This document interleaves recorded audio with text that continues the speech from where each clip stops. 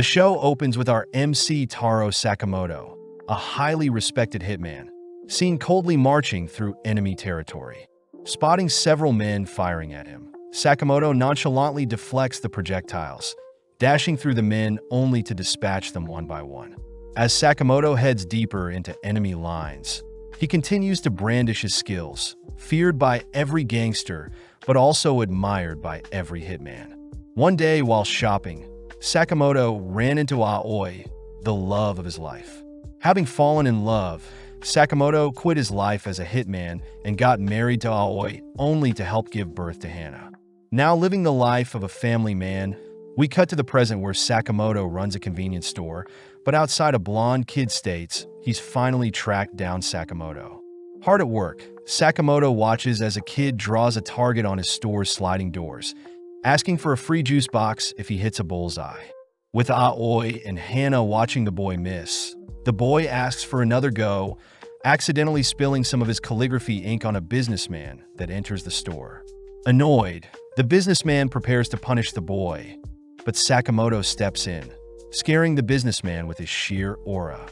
Sakamoto had prepared to assassinate the businessman with a pen, but luckily no violence was needed. But everyone suddenly notices a blonde boy in his store. The boy compliments Sakamoto's readiness to assassinate the businessman, personally introducing himself as Shin the Psychic, but Sakamoto thinks of incapacitating Shin with a single blow to the head. Sensing his demise, Shin reassures Sakamoto that he's here to talk, sitting down only to confirm that Sakamoto had indeed given up on his hitman life. Seeing Sakamoto with a round body, Shin reminds Sakamoto he was once the legendary hitman, begging Sakamoto to return to his duties. As Sakamoto slurps up some instant noodles, Shin chooses to smoke to relieve some stress. But in an instant, Sakamoto splits Shin's cigarette into two, reminding Shin they're in a no-smoking zone. Realizing that Sakamoto hasn't lost his touch since he's retired, Sakamoto is suddenly called by an older man for a favor, making Shin wonder if Sakamoto is only disguising as a civilian. Having reached the older man's backyard, Sakamoto instantly gets to work cutting down a tree. Next, Sakamoto is asked by a lady to help feed her picky daughter some vegetables, managing to use a silver spoon to feed her. Finally, Sakamoto sees two boys fighting over who gets to play with a ball, choosing to split the ball into two with his bare hands, solving the issue. As Sakamoto takes a break, Shin realizes Sakamoto is a handyman for the whole town, praising Sakamoto for concealing his identity so well, but Shin still thinks Sakamoto has fallen so far from his legendary status. Heading to his car, Shin notes how it's only been 5 years since he's seen Sakamoto, still admiring Sakamoto for being so awesome, wishing for the day Sakamoto returns. Suddenly receiving a call from his boss, Shin reports that he had failed to convince Sakamoto to return, but the boss asks if Shin had eliminated Sakamoto for betraying them.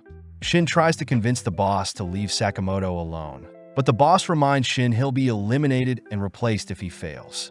That night, Shin washes up, thinking back on his missions with Sakamoto, knowing he should be the one to put his old partner down. Heading back to the store the next day, Shin walks past Aoi, Hana, and the boy playing, apologizing in advance. Upon entering Sakamoto's store, Shin tells Sakamoto he'll be leaving town today, choosing to pull out his gun as he bids farewell to Sakamoto. Seeing Shin pull the trigger, Sakamoto chooses to spit his cough drop as Shin's bullet, deflecting it onto a bag of chips on the counter. Trying to reload, Shin is distracted by an ice cream flung at him, but suddenly realizes that Sakamoto has disappeared. Cautiously scanning the aisles, Sakamoto manages to distract Shin by making some noise in one of the aisles, only to make use of a rubber band and some cough drops to snipe Shin through the shelves. Rushing to evade Sakamoto's cough drops, Shin and Sakamoto catch a glance of each other at the end of the aisle, but Sakamoto tosses a cream puff at Shin, obstructing his vision. Having bought enough time, Sakamoto sneaks up from behind, winding up a torrential kick that sends Shin flying through several shelves, reminding Shin of when he used to train with Sakamoto. As Shin falls unconscious, he suddenly awakens a few hours later, spotting Hana and Aoi relieved to see him awake, learning he had been brought to the second floor of Sakamoto's store. Seeing Sakamoto's loving family, Shin gets weirded out, confused as to why they're serving him a lovely meal even after his assassination attempt. Believing the food to be poisoned, Shin chooses to face the challenge head-on, but instead begins breaking down, grateful to be served such a delicious and hearty meal. Finally understanding why Sakamoto retired, Shin and Sakamoto head outside, prompting Shin to graciously thank Sakamoto and his family for taking care of him. With Sakamoto asking Shin to come again soon, we cut to later that night, where Shin sits before his boss and his gang, begging his boss to let Sakamoto live. The boss and his henchmen scoff at such a pathetic request, reminding Shin that Sakamoto must be eliminated, having abandoned their organization. But Shin offers to give his life for Sakamoto. With the boss accepting Shin's offer, the boss secretly thinks about how gullible Shin is, but having already expected the boss to lie to him, Shin turns his gun on the boss. As Shin begins a shootout with his former organization, we cut to Sakamoto listening in on their conversation, choosing to transform his convenience store into an armory littered with deadly weapons. As Sakamoto opts for a stun gun, we cut back to Shin, who slowly begins dismantling the enemies, switching from his gun to martial arts to dispatch the men. Unfortunately, Shin is caught off guard, struck by a bazooka, but still manages to run for cover. With the men rallying together, the boss reminds everyone that Shin is a psychic, meaning he can read people's minds if they're close enough. Continuing his onslaught, Shin takes out a few more men, realizing he has a single magazine left, ultimately getting struck in the leg by a bullet. Falling onto his knees, Shin is surrounded, finally giving up. Luckily, Sakamoto appears, paralyzing the men surrounding Shin. As the boss orders his men to take out Sakamoto, Sakamoto nonchalantly opens a pair of chopsticks. Increasing his speed to knock out the men, all whilst flexing, he can catch the bullets with chopsticks. Spotting a man wielding a katana, Sakamoto easily evades, kicking the man aside only to block a spray of bullets with pins, slaying the gunman with said pins. Cleaning up the remaining gunmen, Sakamoto locks onto the boss and his remaining henchmen, running to evade the projectiles only to slay the boss with a single slash. With Shin reminded of why he respects Sakamoto so much, Shin realizes Sakamoto had bugged his gun when he was unconscious and is suddenly offered a job by Sakamoto. Sakamoto says he'll pay Shin 800 yen an hour, cutting to the next day where Shin has started on his first day, asking Sakamoto to not eat ramen, especially since they're low on stock.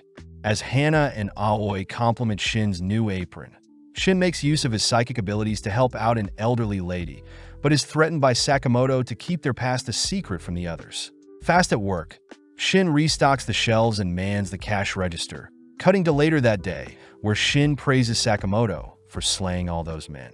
Hearing Shin mention Sakamoto slaying people, Aoi reminds Sakamoto he promised to leave his life of a hitman behind, prompting Sakamoto to reassure Aoi that he dealt non-lethal blows. Angry, Aoi reminds Sakamoto they have a family rule, and if Sakamoto ever breaks the rule, she'll divorce him, scaring Sakamoto. When Shin wonders what this family rule is, Sakamoto silences Shin in his mind, both heading to Niokita Chinatown to pick up some items. Seeing Sakamoto pick up some heavenly pork buns for the whole family, and at half the price, Shin admires Sakamoto for being so family-oriented, but Shin is still curious about Sakamoto's family rule. Refusing to explain anything, the duo continue walking, suddenly spotting a pink-haired girl burst through the window of a high-rise, coincidentally collapsing onto Sakamoto. Although Sakamoto is fine, Sakamoto gets sad seeing his pork buns have been squashed, but our duo suddenly sees several men call out to the pink-haired girl.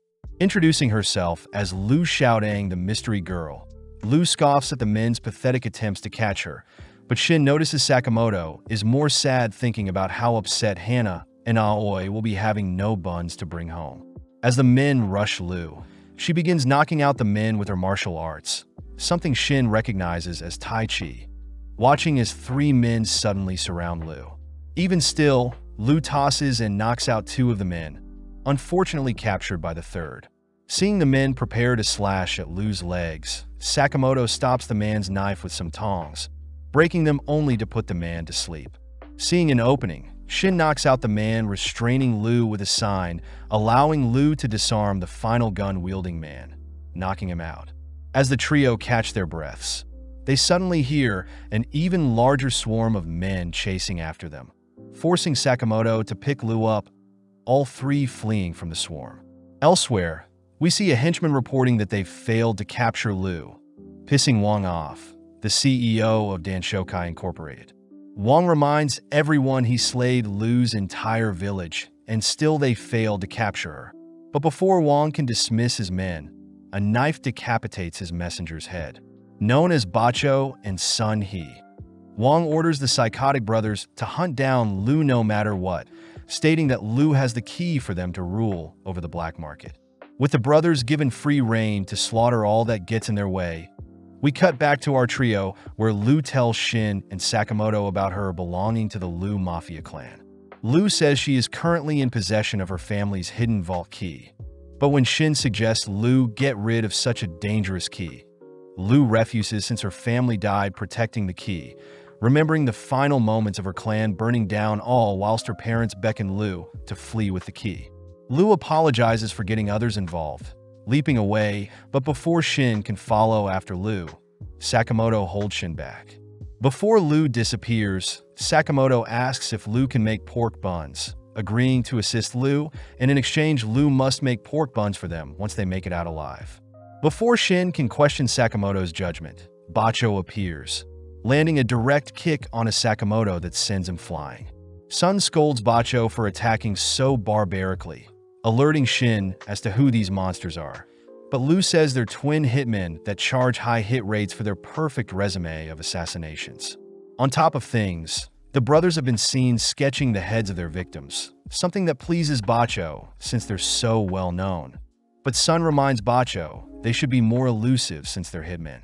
Seeing Shin dash in close, Sun easily catches Shin's fist, mocking Shin for acting so emotionally after Sakamoto was defeated. Leaping back, Shin feels bad for those who disrespect Sakamoto, but Bacho takes the chance to blink behind Lu, preparing a lethal slash.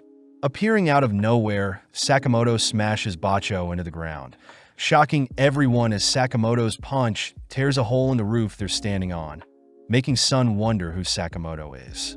As Sakamoto ignores Sun's questions, Bacho says he'll pay Sakamoto back, all while Sun asks for Lu to hand over the key in exchange for a quick death. Hearing Lu choosing to give her life to protect the key, Sun reveals that her parents said something similar before he slaughtered them, infuriating Lu as she rushes forward. Grabbing and tossing Lu back, Lu is reminded not to get emotional. But Lu says the vault contains her ancestors' legacy, something Lu's father had given his life to protect. Having heard enough, Sun tosses a kunai at Lu, forcing Sakamoto to intercept the blade, asking the brothers to not dictate others' lives. With Lu seeing Sakamoto bleeding from catching the kunai, Lu asks why Sakamoto would go so far to protect her, flashing back to the Christmas season when a younger-looking Sakamoto has brought Aoi a gift. Aoi is angry seeing Sakamoto covered in blood, knowing he had to murder people to get her a gift. Seeing as Sakamoto refuses to change, Aoi chooses to jump from their location, forcing Sakamoto to chase after her, clinging onto her. Luckily, the snow beneath them softened their fall. But Aoi uses the moment to show Sakamoto just like how he cares for Aoi. There are people that care for the people Sakamoto kills, asking Sakamoto to promise to never slay another and instead save people to atone for his past. With Shin reading Sakamoto's mind, he finally realizes what the no-kill rule is, watching as the brothers rush them. As Sakamoto blocks all of Sun's attacks, Shin chooses to evade and dodge all of Bacho's slashes, intriguing the brothers as to who Sakamoto is. Choosing to unveil one of their hidden techniques, both Bacho and Sun fire off a flurry of attacks at Sakamoto, but Sakamoto nonchalantly slips them all, asking for a pain patch having stressed his neck. Before the brothers can unveil another hidden technique, Sakamoto puts Bacho to sleep with a cooking pot, following up by breaking Sun's weapon using a wok. Seeing Shin helping Sakamoto patch up his hand, Sun attempts to target Lu, but Shin had read his mind, binding and tossing Sun back with a rope. For the finishing blow, Sakamoto smashes a refrigerator on his son, tying the two men up as Lu wonders who our duo is. As Sakamoto munches on some crab, we cut over to Wang, who wonders where the brothers are. yearning for the day he can open the vault before him. Suddenly receiving a delivery, Wong spots the brothers tied up, suddenly restrained by Lu, who says she needs to pay Wong back for all that he's done. A few minutes later, Lu is seen repeatedly punching Wong, exciting Shin as he wants to join in, but Sakamoto prepares to put Shin to sleep. Having had enough, Lu says she shouldn't slay people and instead should live a happy life, choosing to finally unlock the vault with her key. As the trio head inside, they're amazed by the antique relics littered all over the vault. Something Shin reads are valuable items every past leader of the Lu clan treasures. Seeing the item her father left behind, Lu reads that her father had left behind some valuable booze to one day share with Lu, making Lu treasure her family. Sitting down, Sakamoto unveils the squished pork buns, snacking on them as Lu remarks the Japanese buns are pretty tasty. The next morning, Shin sees reports of the aftermath of their brawl with Wand and the brothers, suddenly seeing Sakamoto enter the store exhausted. Seeing Lu enter with an apron, Shin wonders why Lu doesn't just sell her family's vault instead of working. But Sakamoto reminds Shin that he is now part of the family and must follow their family's no-kill rule. At the same time, we see several figures receive a bounty on Sakamoto and Shin, with Sakamoto's bounty valued at 1 billion yen. With several days passing, Lu continues to show up to work, but is scolded by Shin for being 2 hours late. Restocking the aisles, Shin calls out Lu for placing detergent in the drinks section of the fridge, but Lu says customers can figure it out themselves, stuffing everything into one place. Shin wonders if Lu has ever worked a job in her life, learning that Lu used to help her dad dig and bury strange bags, but this makes Shin ask for Lu to be fired. Hearing the two argue, Sakamoto asks for Shin to not say such mean things and that Lu should apologize when she's late, shocking the two. Heading outside, Sakamoto reminds Shin to sweep outside and for Lu to finish prepping the pork buns, but Shin is more worried realizing how talkative Sakamoto is. Sakamoto reminds Shin that he is human too, but out of nowhere a second Sakamoto appears, sitting down at the counter and picking up where the first one left off. The first Sakamoto accuses the second of being a doppelganger, thrusting a sword at the second, but the second dodges, holding up a blade to the first as the first pulls out a gun.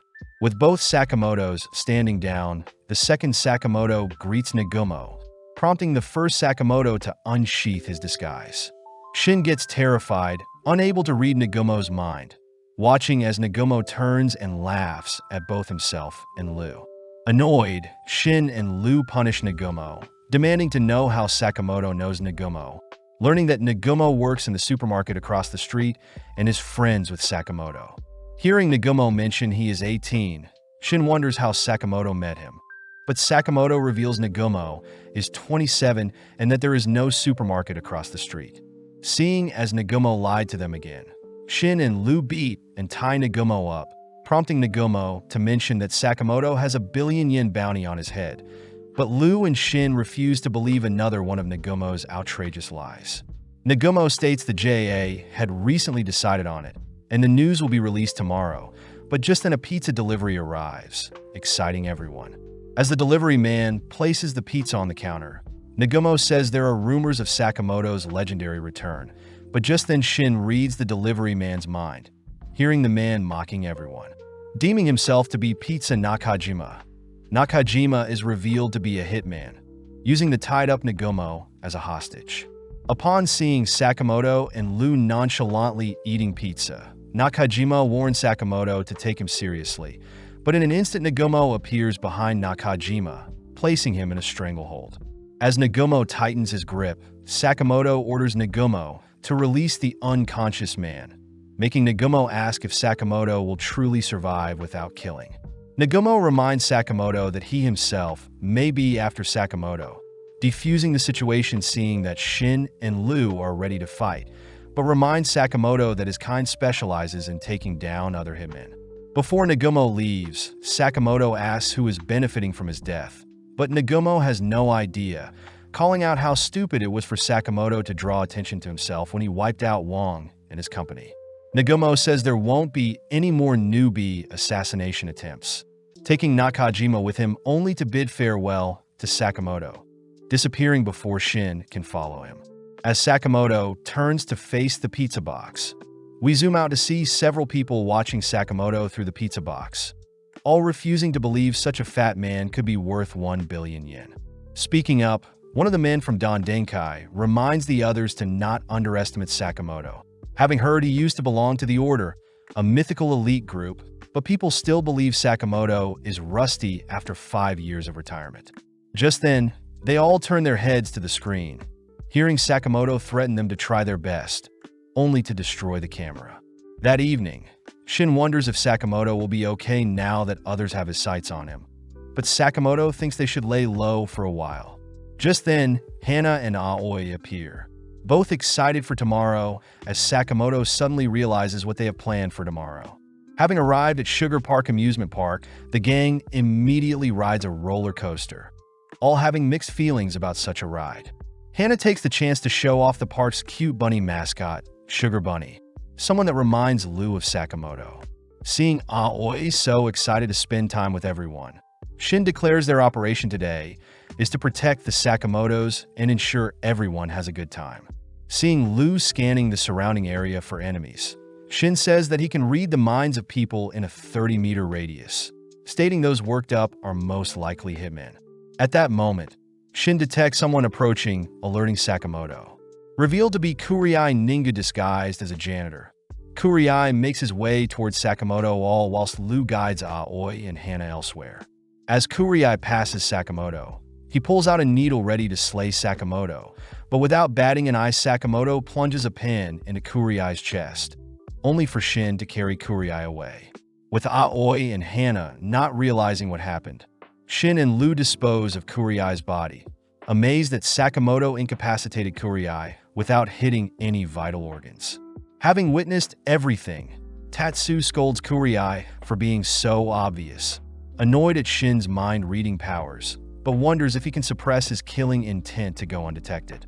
With Tatsu passing by Shin, he manages to brush by without being detected, cutting to later that day where the gang is riding another roller coaster ride. With Shin and Lou positioned at the back to spot any attackers, Shin reports he doesn't hear anything suspicious, but Lou points out a strange pointy-haired looking man. Hearing the two talk about him, Tatsu lets his killing intent slip, alerting Shin to Tatsu's hitman status. As Tatsu fires off a bullet at Sakamoto, Sakamoto simply deflects it with his bulletproof glasses, but Shin takes the chance to remove his harness. Leaping out of his seat, Shin falls onto Tatsu's location, dragging him out as they both fall to a lower railing on the ride. Unable to read Tatsu's mind, Shin suddenly jumps, sensing the ride appearing behind him, but Tatsu uses the opening to toss 2 knives at Shin. Knowing he can't dodge both, Shin is forced to endure a scratch to the leg, suddenly collapsing having been poisoned. Tatsu remarks that his poison will take Shin's life in a few moments, using the chance to slander Sakamoto as he points out how Sakamoto fears death. Defending Sakamoto's name, Shin gets up, once again leaping over the ride approaching from behind, but this time he jumps onto his seat, dragging Tatsu for the ride. Tatsu is impressed, easily able to defend against Shin's pathetic punches, forcing Shin to rack his brain for a solution as Tatsu pulls out a knife. Scanning the surroundings, Shin hears something, evading Tatsu's advances only to drag him, falling onto a play. Having taken on the disguise of Sugar Bunny himself, Shin catches Tatsu off guard when he manages to move and evade his attacks, even going on the offense even after being blinded by Tatsu's poison. As the crowd cheers on the bunny, it's revealed that Sakamoto is off in the crowd instructing Shin how to move, perfectly countering and forcing Tatsu into a corner. Infuriated, Tatsu slashes at Shin's head, surprised to see Shin has his eyes closed, but Sakamoto spots an opening, ordering Shin to put Tatsu to sleep, wrapping up the performance. As Lou continues to ride the roller coaster, we zoom out to see Boiled and Abiguro now being dispatched to deal with Sakamoto. But Boiled orders Abiguro to not slack off and not commit unnecessary murders, something Abiguro finds attractive. Back with Shin, Lou helps apply the poison antidote to his eyes, all while Sakamoto asks who hired Tatsu. Seeing Tatsu playing dumb, Lou borrows Tatsu's poison knife, stabbing him only to begin pouring out the antidote, demanding Tatsu talk if he doesn't want to perish. Tatsu reveals that he was hired by Don Denkai, an underground company with a toxic work environment that requires hitmen to work solo. Shin calls Tatsu a hypocrite for selling out his employer, but Tatsu states he isn't loyal since he's part-time, adding that he is part of the JAA as well. With Lu curious as to what the JAA is, Shin shows Lu his license for the Japanese Association of Assassins. Apparently, the JAA is a company that helps manage the top hitmen, giving them hits in exchange for a fee, and only works with the top 400 hitmen, with both Shin and Sakamoto being members. Seeing as this is the perfect chance, Tatsu asks if Sakamoto used to be in the order, but upon seeing Sakamoto's serious glare, Tatsu is impressed that the rumors he heard weren't just lies. At that moment, Aoi and Hana arrive, recognizing the tied-up Tatsu as the villain they saw in the performance, convinced that Shin is simply practicing more performances with Tatsu brushing him off. With the gang all heading off to enjoy Hana's handmade meals, Shin stays back to confiscate Tatsu's deadly weapons, asking Tatsu to enjoy his life. Tatsu is surprised he has been spared, spotting Hana running back to give him a bandage, weirded out. Now that he's alone, Tatsu reveals he could have freed himself all this time, but instead chooses to enjoy the amusement park, cutting over to Sakamoto, who indulges in the lovely handmade meals with the others. Shin utters that his mind is currently foggy, having been afflicted by the antidote, prompting Lu to ask Sakamoto if they could leave for the day. With Aoi arriving, she demands to know what our trio are hiding, cutting over to Tatsu, who is being confronted by Boiled. In an instant, Abiguro restrains and sits on Tatsu, but seeing Abiguro acting so cocky, Boiled orders Abiguro to close her legs. Embarrassed, Abiguro lets Tatsu go, learning that Abiguro and Boiled have been sent to ensure Tatsu doesn't fail, especially since Tatsu will be removed if he fails. Abiguro voices how excited she is to be hunting down the legendary Sakamoto, but Tatsu notes how goofy the two are, remembering that the duo had eliminated over 100 people during the Balkan battles 2 years ago. Back with Sakamoto, he along with Lu and Shin rush to explain their excitement for the amusement park, reassuring Aoi and Hana that they're good to continue exploring the park.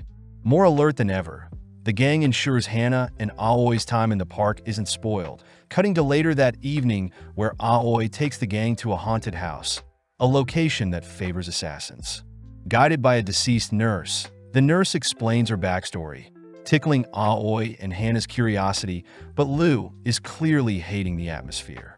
With the gang left to explore the haunted house, Boiled and Abiguro are seen spying on them through the control room, all whilst the gang compliment the unique details done to the interior.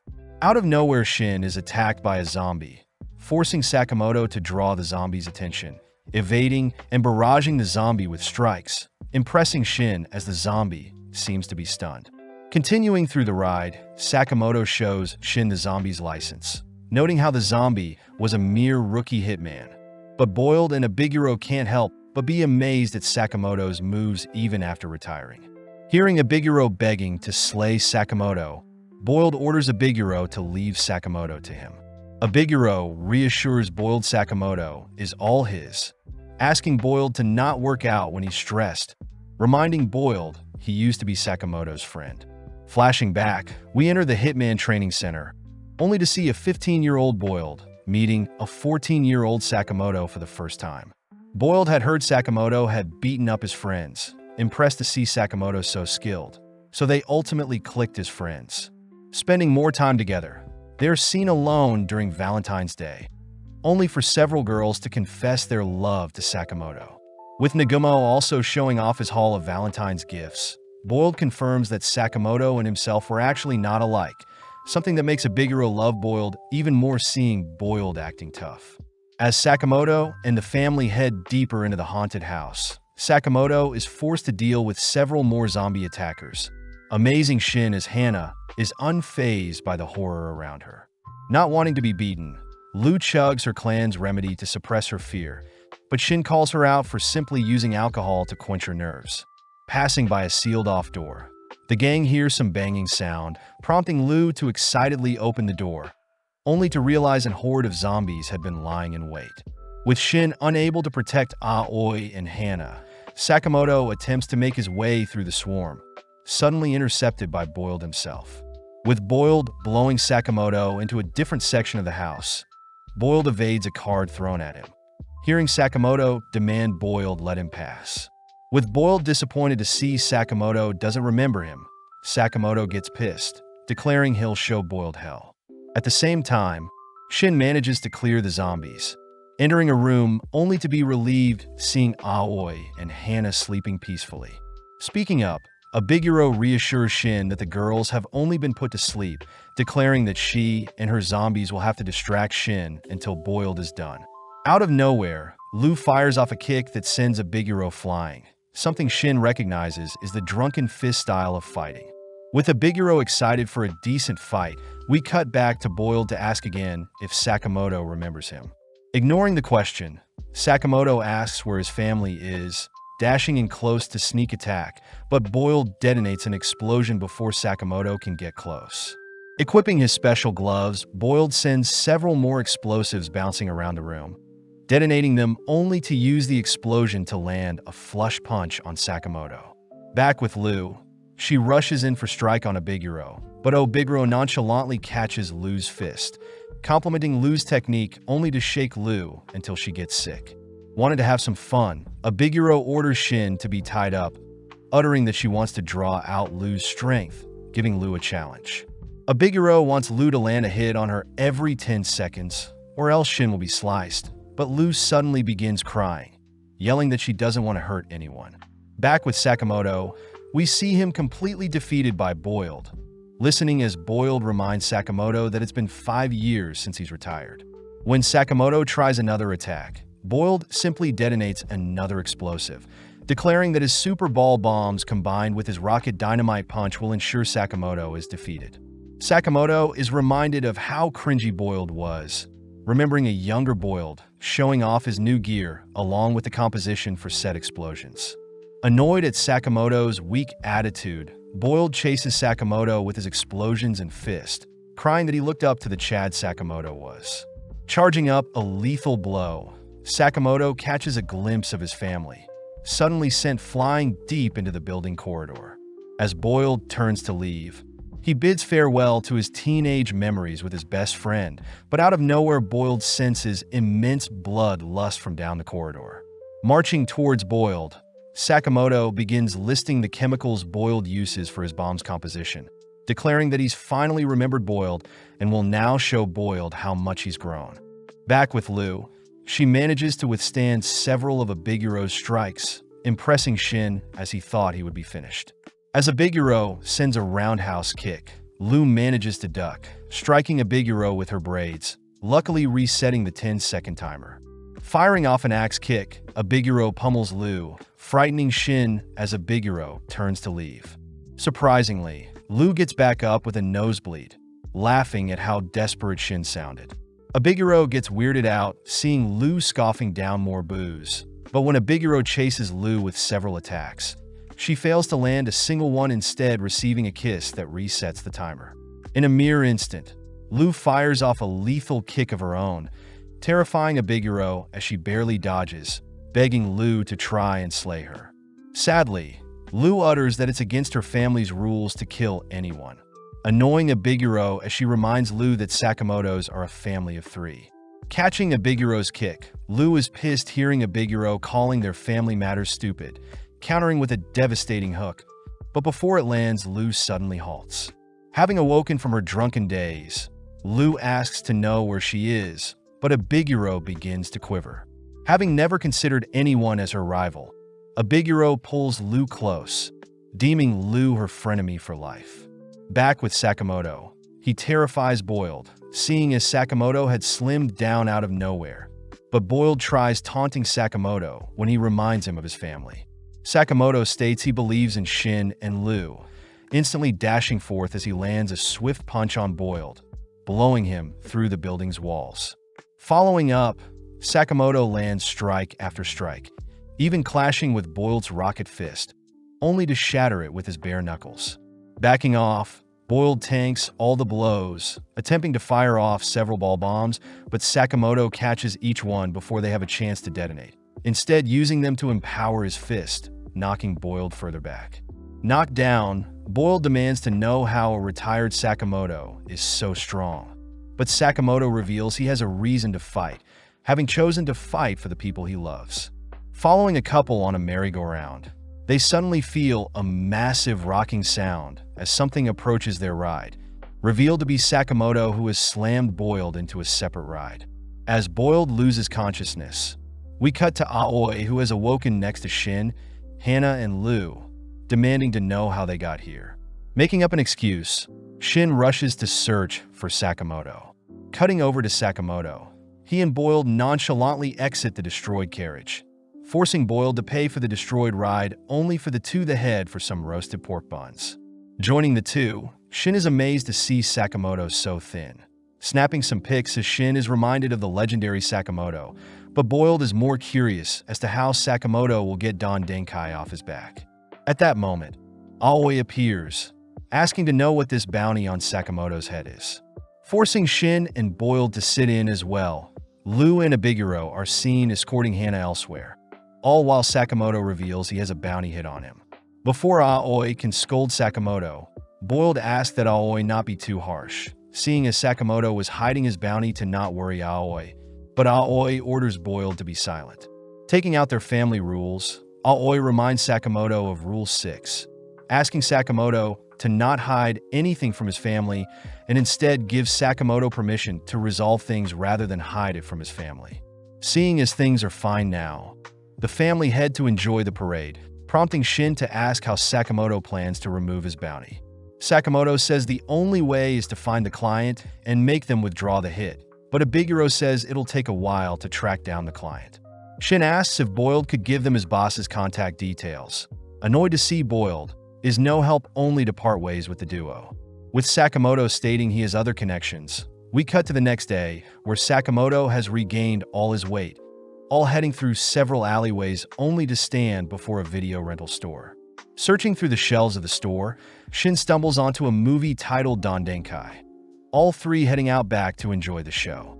The disc describes Don Denkai as a Hitman organization with over 50 members, even describing Don Denkai's headquarters along with how the organization was formed. But as the movie wraps up, Sakamoto heads out to pay. Charged with 706,000 yen, Sakamoto turns to leave but is warned by the receptionist that someone Sakamoto used to work with is after him, unable to give any more information than that. That night, we see Nagumo dining with three others, questioned by Hyo, who accuses Nagumo of meeting with Sakamoto. But when Nagumo states he didn't, Shishiba asks that everyone quiet down since they're waiting for someone special. With Hyo and Nagumo bickering, Shishiba asks how Osaraji is doing, warned by Osaraji to not take another bite of his meal. Upon further inspection, Shishiba calls for the chef, suddenly slamming the chef onto the table only to slay the chef having not wanted onions in his risotto. At that moment, an older-looking man introduces himself as Iria from the J, amazed to have all the order members before him. But Hyo points out they're missing 4 others. Shishiba adds that 3 members never show, but it's strange how Takamura isn't with them, all blaming Takamura's old age for forgetting their meeting. Getting down to business, Iria reveals that someone has been slaying various hitmen in the JAA, requesting that the order assist with finding and eliminating the perpetrator.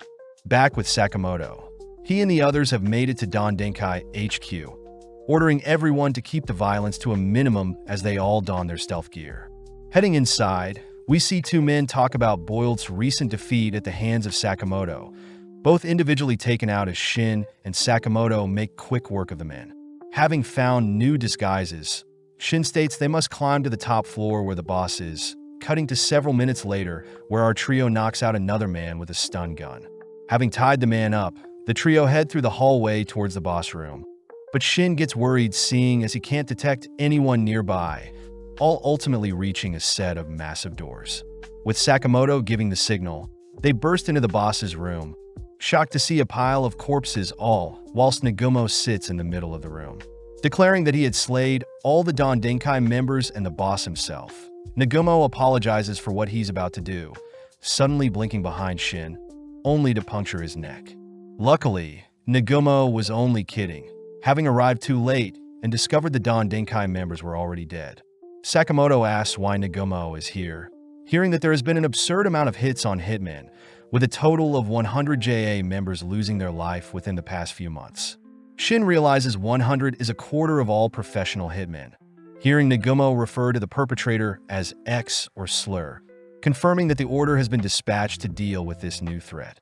Lu takes the chance to ask what the order is, learning that the JA selects the best hitmen to take on impossible missions, and Sakamoto himself was once in the order.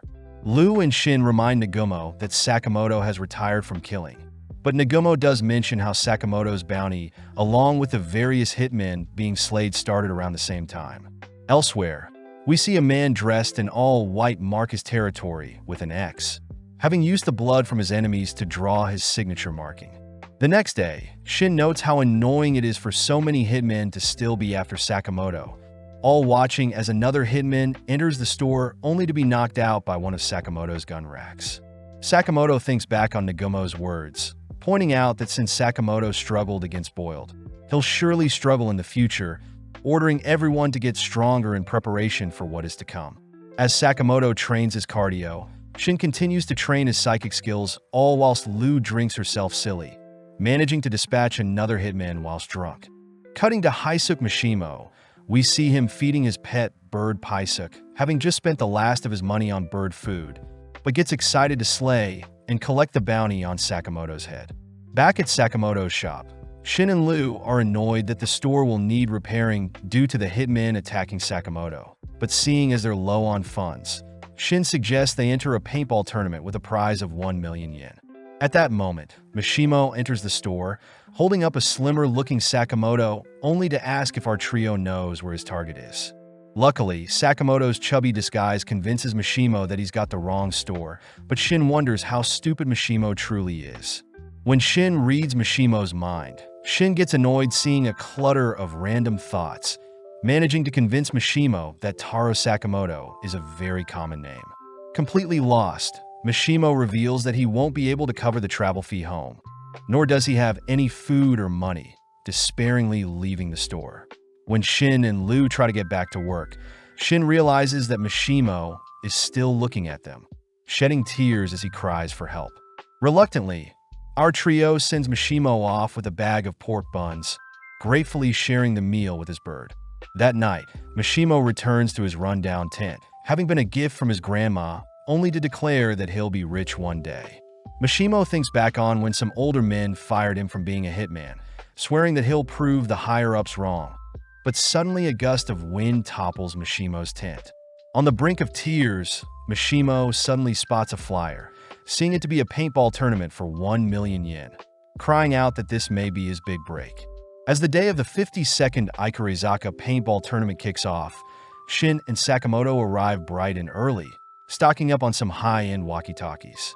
Off to the side, they spot that Lu will be cheering them on, not wanting to participate, but suddenly the trio spot Mishimo trying to join by himself, reminded that only teams of 2 to 5 can join.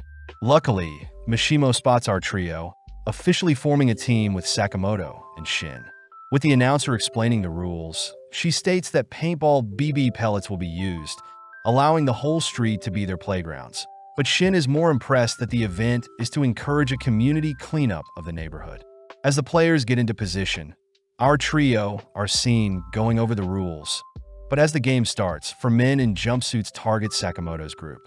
In an instant, the 4 men are struck with paintballs, shocking Shin as Mishimo manages to locate and strike the 4 men in mere seconds.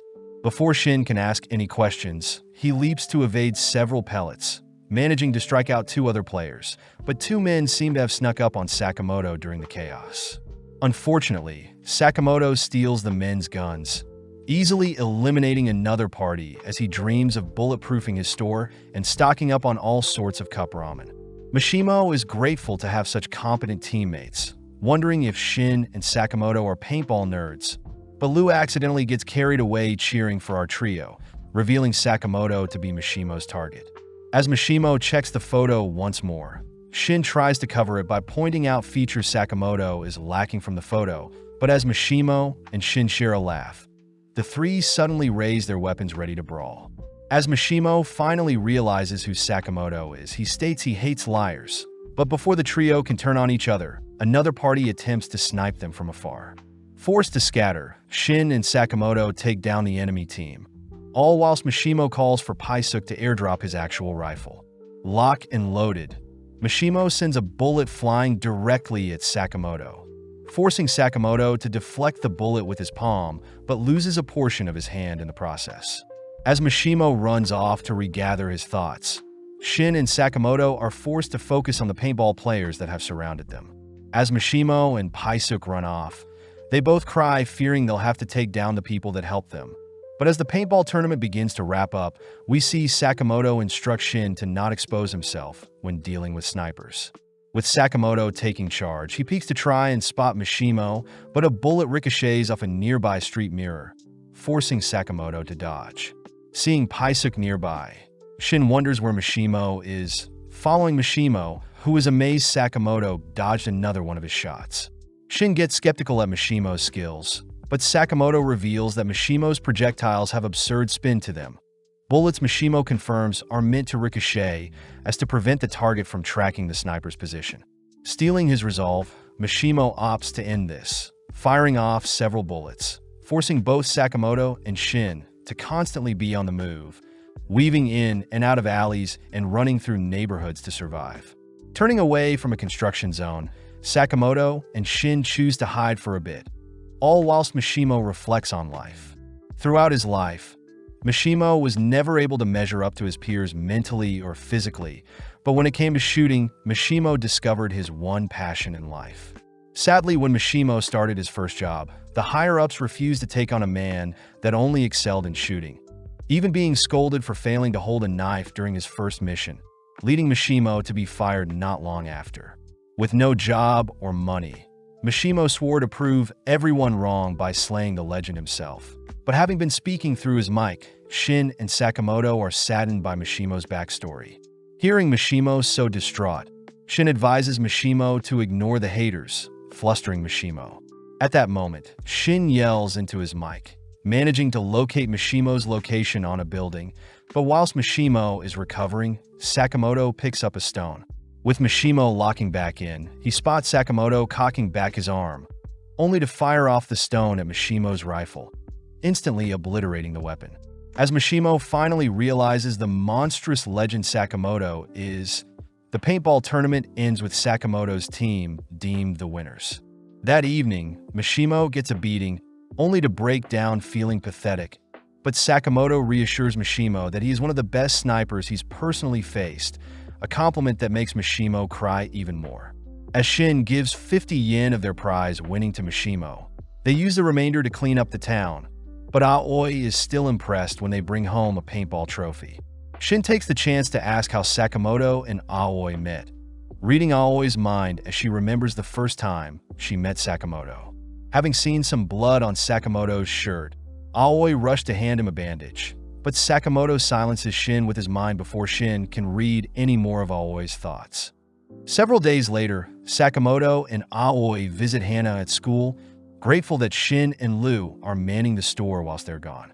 Following Lu and Shin, we see Shin asking Lu to not use his apron, but Lu asks that Shin not read her mind. At that moment, Mishimo enters asking for any leftover pork buns, only to see Lu barrage Shin with pork buns. Annoyed, Lu states that she can't trust someone that is constantly reading her mind, something that hurts Shin deeply as he chooses to leave the store. Several minutes later, Lu is seen alone at the counter, greeting several customers in hazmat suits only to be mistaken as Shin. Having been kidnapped, Lu overhears Mr. Tanaka and Saba speaking about how Shin fled from them 13 years ago, but Saba realizes that they may have kidnapped the wrong person.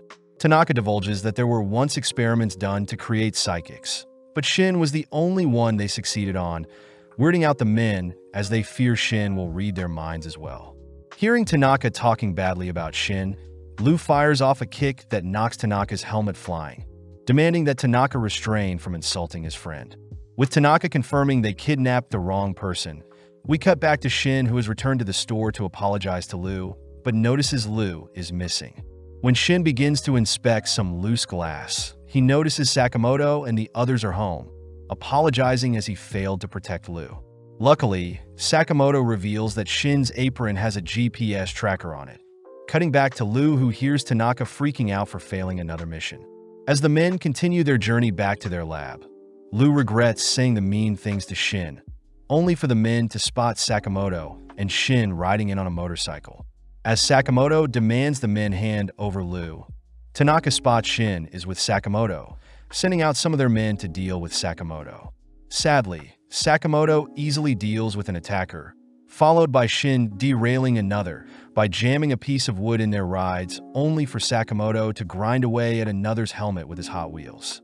Seeing as they're out of men, Tanaka wonders what they should do, ordering Lu to be quiet as Tanaka fears failing more than anything. Hearing Shin is on the roof of their car, Tanaka calls on Seiba, taking over the wheel all while Seiba joins Shin, asking to get paid extra later on. With Shin taking a fighting stance, Seiba dons his suit, suddenly turning invisible only to knock Shin onto another car on the highway. Leaping after Sakamoto, Seiba attempts to put Sakamoto down, but is surprised to see Sakamoto block his invisible strike. As Sakamoto begins strangling Seiba, Seiba chooses to puncture Sakamoto's motorcycle's fuel tank, only to light it on fire. Seeing Sakamoto's ride explode, Seiba returns to Tanaka's car.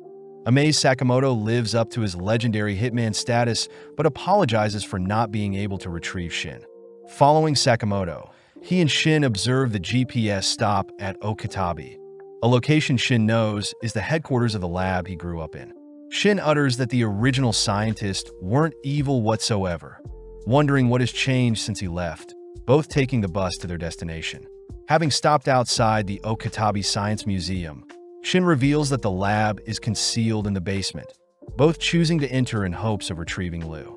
Upon entering the museum, our duo are stopped by some workers that convince Sakamoto and Shin to stop for a picture, both given dinosaur heads to pose and keep. Back on track, Shin guides Sakamoto to a hidden passage, all whilst Lu is wheeled through the lab, having been tied up. As Lu looks around the lab, she suddenly is stopped as Kashima asks if Tanaka had succeeded with capturing Shin, wondering if the girl before them is truly the psychic they're after. Hesitantly, Tanaka lies, reminded by Kashima that Tanaka's life is on the line if they fail. But Lu is more curious as to why Kashima has a reindeer mask and stitches all over his body. Speaking up, Seiba reveals that he caught the wrong person, prompting Tanaka to be sent away with Lu, leading Kashima to ask Seiba to retrieve Shin himself. Back with Shin, he stands before several clocks, turning the clock's hands and maneuvering a nearby bear only to reveal a secret elevator. When Shin tries to enter the passcode from several years back, he's surprised to be denied, suddenly spotting the bear's head reveal a gun that fires at them. Managing to evade the gun spray, Sakamoto makes quick work of the brown bear, all watching as a second bear appears, but Shin skewers the white bear before it can fire off any projectiles. With a voice announcing that Phase 1 is over, the elevator along with the bear's corpses are removed, giving rise to the dinosaur bones behind them. Seeing the dinosaur attack with its tail, Sakamoto pulls Shin down, all whilst thinking about how Hana would love to see a real-life dinosaur. As Sakamoto continues to evade the dinosaur's advances, Shin manages to spot a device in the dinosaur's mouth, giving Sakamoto the idea to taser and paralyze the dinosaur. Sadly, the machinery controlling the dinosaur simply reboots, this time attacking Sakamoto more aggressively. Dodging to evade the dinosaur's tail, Sakamoto tries again to paralyze the creature, but gets his stun gun destroyed, pissing him off. No longer holding back, Sakamoto rushes towards the dinosaur's mouth, punching and shattering the machine in the dinosaur's mouth. Following up, Sakamoto knees the dinosaur away, only to finish off the creature with an axe kick.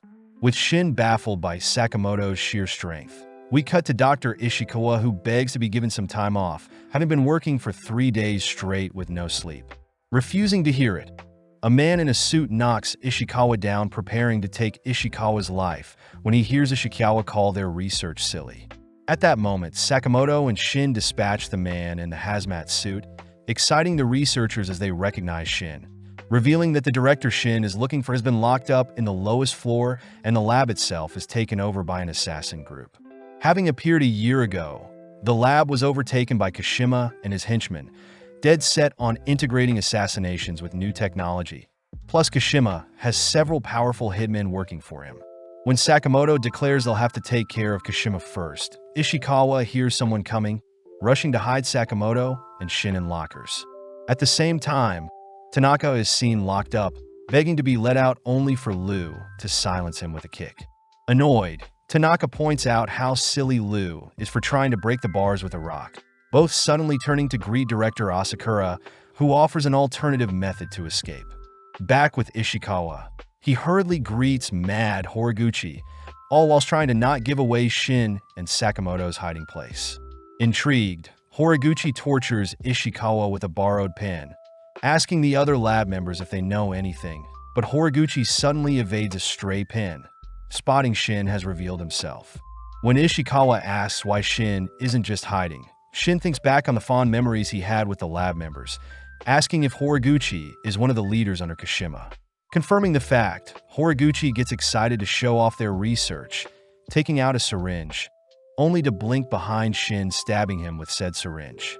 Putting some space between them, Horiguchi performs an experiment, suddenly changing Shin's voice as the syringe disrupts the signals in Shin's brain. Annoyed, Shin chases after Horiguchi, demanding that he fix him. But in an instant, Sakamoto appears, pummeling Horiguchi with a devastating punch. Having been finally free from the locker, Sakamoto asks if Shin wants to save the lab, both preparing to take back Shin's home. Back outside, we see Shishiba and Osaraji visiting the museum, both instructed by Nagumo to check out the place, curious if they'll manage to find a lead on Slur. Following Mishimo, he and Paisuke once again visits Sakamoto's store, spotting Hana sad, seeing as she's been left alone with no one to play with. Rushing to give her some treats, Hana simply cries more, but Mishimo promises to find Sakamoto and the others, only to send Paisuke off for some recon work. In the basement level 4, director Asakura introduces himself to Liu, but having mistaken him for the bad guy, Liu rushes to choke Asakura. With Asakura clarifying he's a good guy, we cut back to Sakamoto and Shin, who notice Horiguchi still standing, amazed to have finally met the legendary Hitman. Horiguchi is disappointed at how far Sakamoto has fallen, revealing that he had stuck a needle in Sakamoto as well. But as Sakamoto rushes to engage Horiguchi, Sakamoto's fist suddenly lands on Shin instead. Weirded out, Sakamoto hears that the needle Horiguchi stuck in him confuses the brain and switches enemies with foes. But before Horiguchi can boast anymore, Sakamoto smashes him with another heavy punch. Having aimed for Shin, Sakamoto works around Horiguchi's little trick, but Horiguchi simply gets back up, more excited to test out his experiments. Cutting to Liu, she hears that Asakura had been locked up because he disobeyed orders, but Liu gets annoyed, choosing to vent her frustration on Tanaka, the person who mistook her for Shin. Hearing Shin's name, Asakura reveals he was the one who gave Shin his psychic abilities, blaming himself for ruining the brat's life. Flashing back, we see a younger-looking Asakura forced to babysit a bratty Shin, both disliking each other, all whilst Asakura continued his research into the supernatural. One day, Ando, his acquaintance, had left Shin to Asakura, only to suddenly disappear. That night, Asakura grows more frustrated at the lack of breakthroughs in his research, only to see Shin curious in his research. Asakura mentions how although he has yet to uncover anything supernatural, he still holds out hope to be the first to revolutionize humanity, something Shin thinks is very cool. As Shin and Asakura spend more time together, Asakura becomes more drained, having to juggle babysitting Shin and continuing his research, passing through the lab one day only to hear fellow researchers mock Asakura's unrealistic research. Surprisingly, Shin stands up for Asakura, but later that night, Asakura finally manages to create a mixture that may change his career. At that moment, a tired Shin enters the lab, choosing to drink the newly created mixture, seeing as he is thirsty. But as Asakura rushes to check on Shin, Shin simply begins to vomit. The next day, Asakura sees no abnormal signs from Shin, but out of nowhere Shin states that he's not okay, having been able to read Asakura's mind. In the following days, Shin would tease Mr. Tada for fantasizing about Miss Namiki, horrifying Asakura as the lab members run several more tests on Shin. Over time, the lab members grew distant from Shin, denoting how Shin's powers are actually quite creepy. Not wanting Shin to live an isolated life, Asakura rushes to come up with a cure for Shin's powers. But when Shin asks if Asakura is proud of his greatest work, Asakura apologizes, having never wanted Shin to be tangled up in his research. Frustrated, Shin pushes Asakura aside, running away several days later, something that makes Lu and Tanaka bawl, hearing such a sad story. Lu reassures Asakura that Shin doesn't hate him, mentioning how Shin has grown used to his powers. Lu suggests for Asakura and herself to apologize to Shin, seeing as both of them fought with Shin, but Lu brings up Rule 11 of the Sakamoto family, uttering that anytime people fight, they should make up not long after. Laughing at his own pathetic attitude, Asakura reveals a vial of acid he can use to melt through the jail bars, only to ask if Shin has grown taller. Having alerted a guard, Asakura and Tanaka stand ready to face the guard, but in a moment Lu dispatches the guard, declaring that they'll begin making their way to where Shin is. Back with Sakamoto, he's seen misfiring onto Shin, having learnt that Horiguchi can choose to turn on and off the needle, interfering with Sakamoto's attacks. Running through his experiments, Horiguchi unveils a trick to make his arm grow muscular, leaping in close only to smash the ground in front of Sakamoto and Shin. Before Shin can retaliate, Horiguchi simply activates Shin's needle, forcing Shin to attack Sakamoto instead. Unveiling another trick, Horiguchi increased his leg speed, dashing behind Shin only to send him flying through a glass wall. Seeing Sakamoto attempt a sneak attack from behind, Horiguchi manages to freeze Sakamoto in place only to blow him back. Seeing Horiguchi mocking Sakamoto, Shin reminds Horiguchi he can read minds, but getting annoyed, Horiguchi simply assaults Shin with several needle stabs, sending him onto the floor. Horiguchi does wonder why his boss is after Shin's stupid skill, something that enrages Shin, but Sakamoto reminds Shin to not be so emotional. Sakamoto declares he'll show Horiguchi why Shin's powers aren't stupid, prompting Horiguchi to inject himself with several needles, suddenly bloating up as his figure becomes monstrous. With Sakamoto coming up with an idea, he orders Shin to stand in front of Horiguchi, all whilst turning his back to him. When Horiguchi tries to attack, Sakamoto simply starts his own barrage targeted at Shin, but as Shin reads Sakamoto's mind, he dodges Sakamoto's attacks, allowing Sakamoto to wail onto Horiguchi. Unable to find a counterplay, Horiguchi is ultimately beaten up and knocked aside, shriveling up as he's been defeated. As the lab members tidy up the mess, Tada and Namiki help remove the needles in Shin and Sakamoto. With Shin and the lab members catching up, they begin heading toward the 4th floor where Lu is being held, all while Shin hears that an order member could easily take out 10 Shins in a mere 6 seconds. Shin is annoyed that Nagumo is an order member, but out of nowhere our duo runs over a trapdoor, forcing Sakamoto to kick Shin aside, all whilst he falls into the trap. Cutting to the 5th basement floor, we see Kashima escorted by Onigahara and Takamito, all three noticing a pile of bodies with Shishiba and Osaraji as the culprits. Kashima demands to know why order members are here, hearing that the order are after a slur character, but sadly Kashima has no idea what they're talking about. Before Shishiba leaves, he mentions how manufacturing illegal weapons is a violation against the JA, glaring at Kashima as he states he'll have to dispose of him.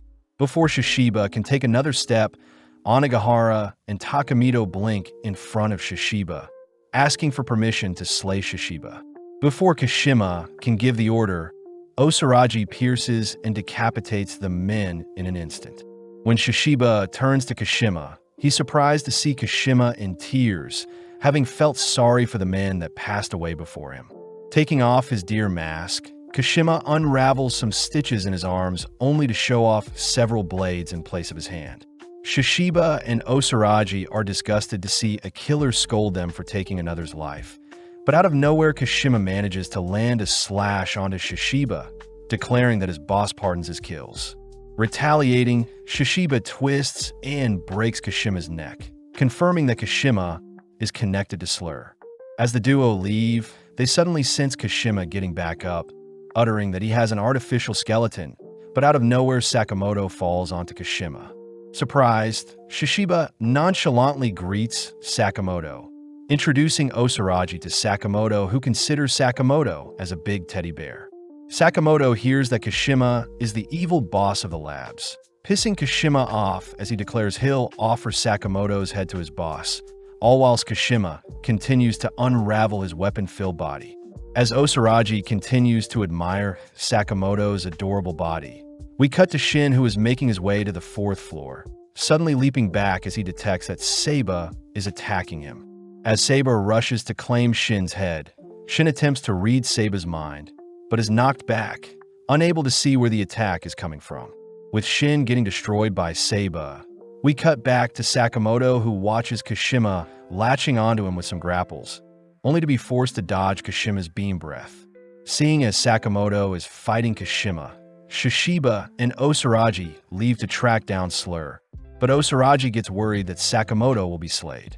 Luckily, Shishiba states that Sakamoto isn't the type to ever die, but as we cut back to Shin, he's seen on the brink of death, having endured a beating.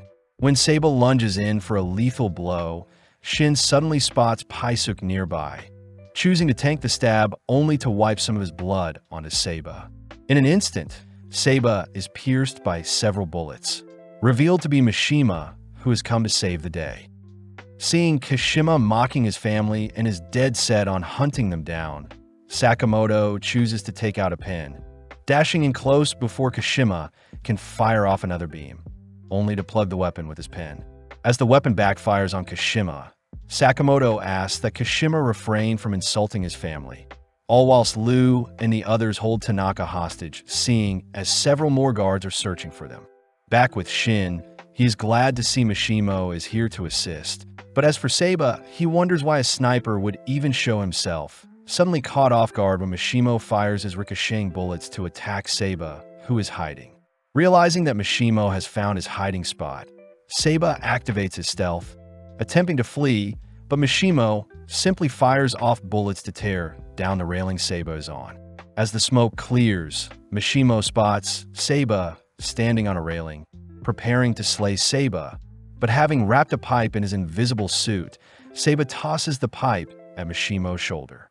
Having pierced Mishimo's shoulder, Seiba rushes to pin down and slay Mishimo, but Mishimo manages to get off another ricocheting shot, able to pierce and tear off one of Seiba's arms.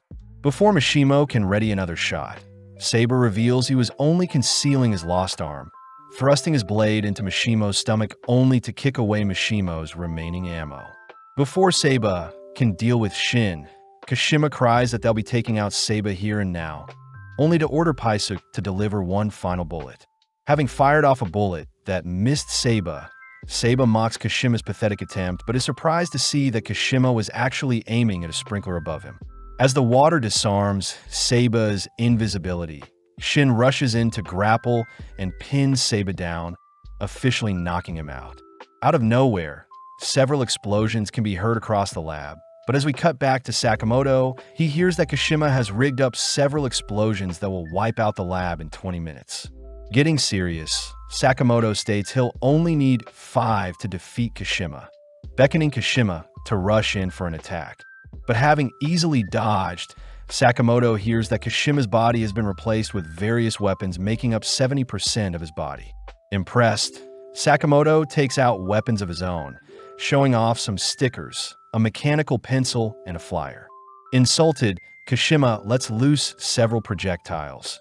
But as Sakamoto evades the projectiles, he retaliates by flinging the pen's lead into Kashima's eye.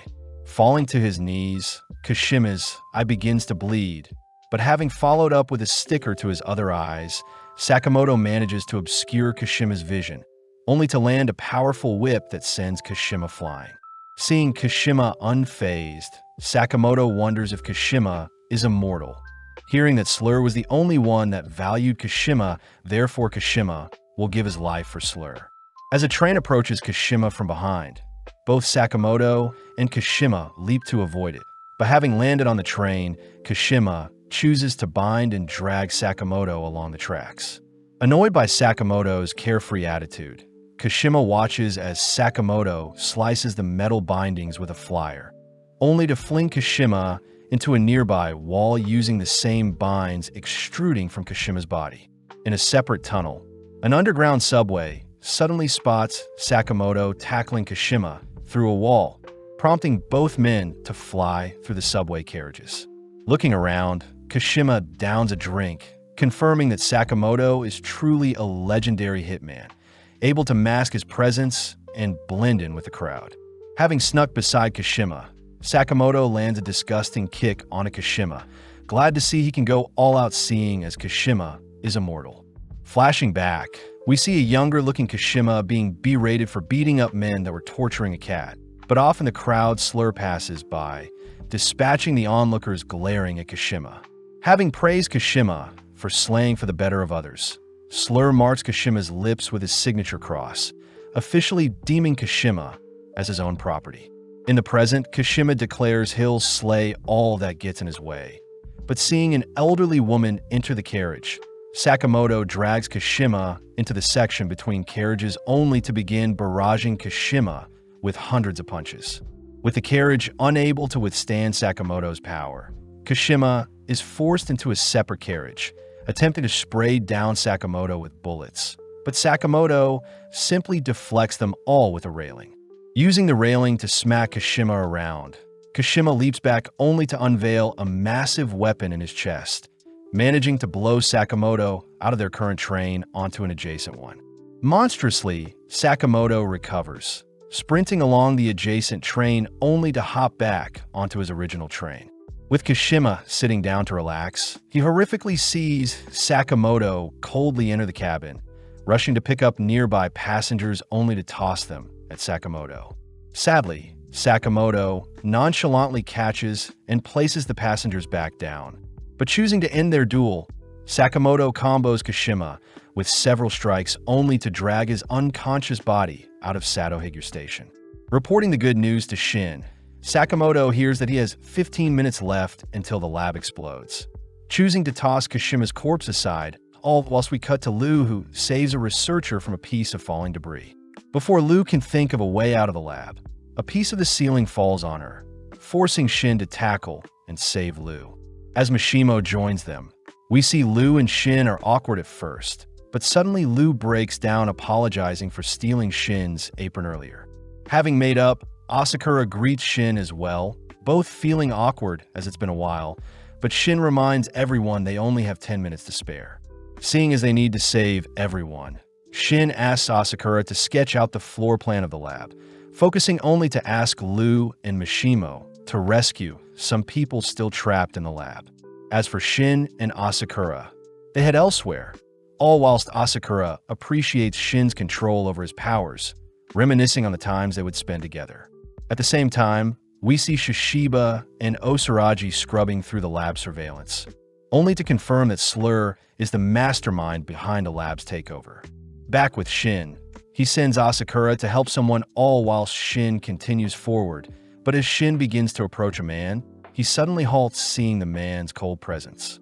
Suddenly sensing his own demise, Shin freezes all while Slur passes by Shin, asking Shin to say hello to Sakamoto for him.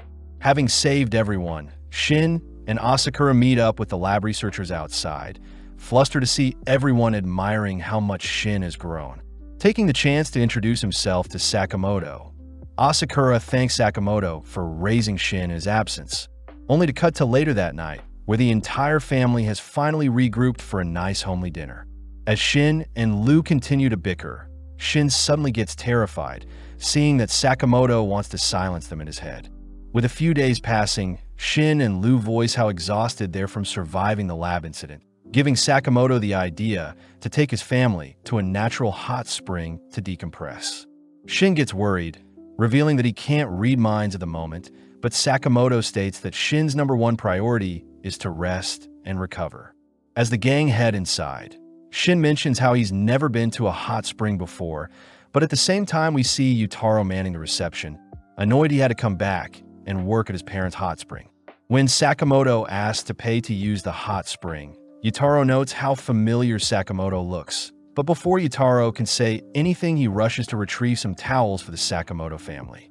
Swiftly picking up a flyer, Yutaro confirms that the legendary Hitman is before him, quivering in fear seeing as an amateur hitman like himself is standing before God.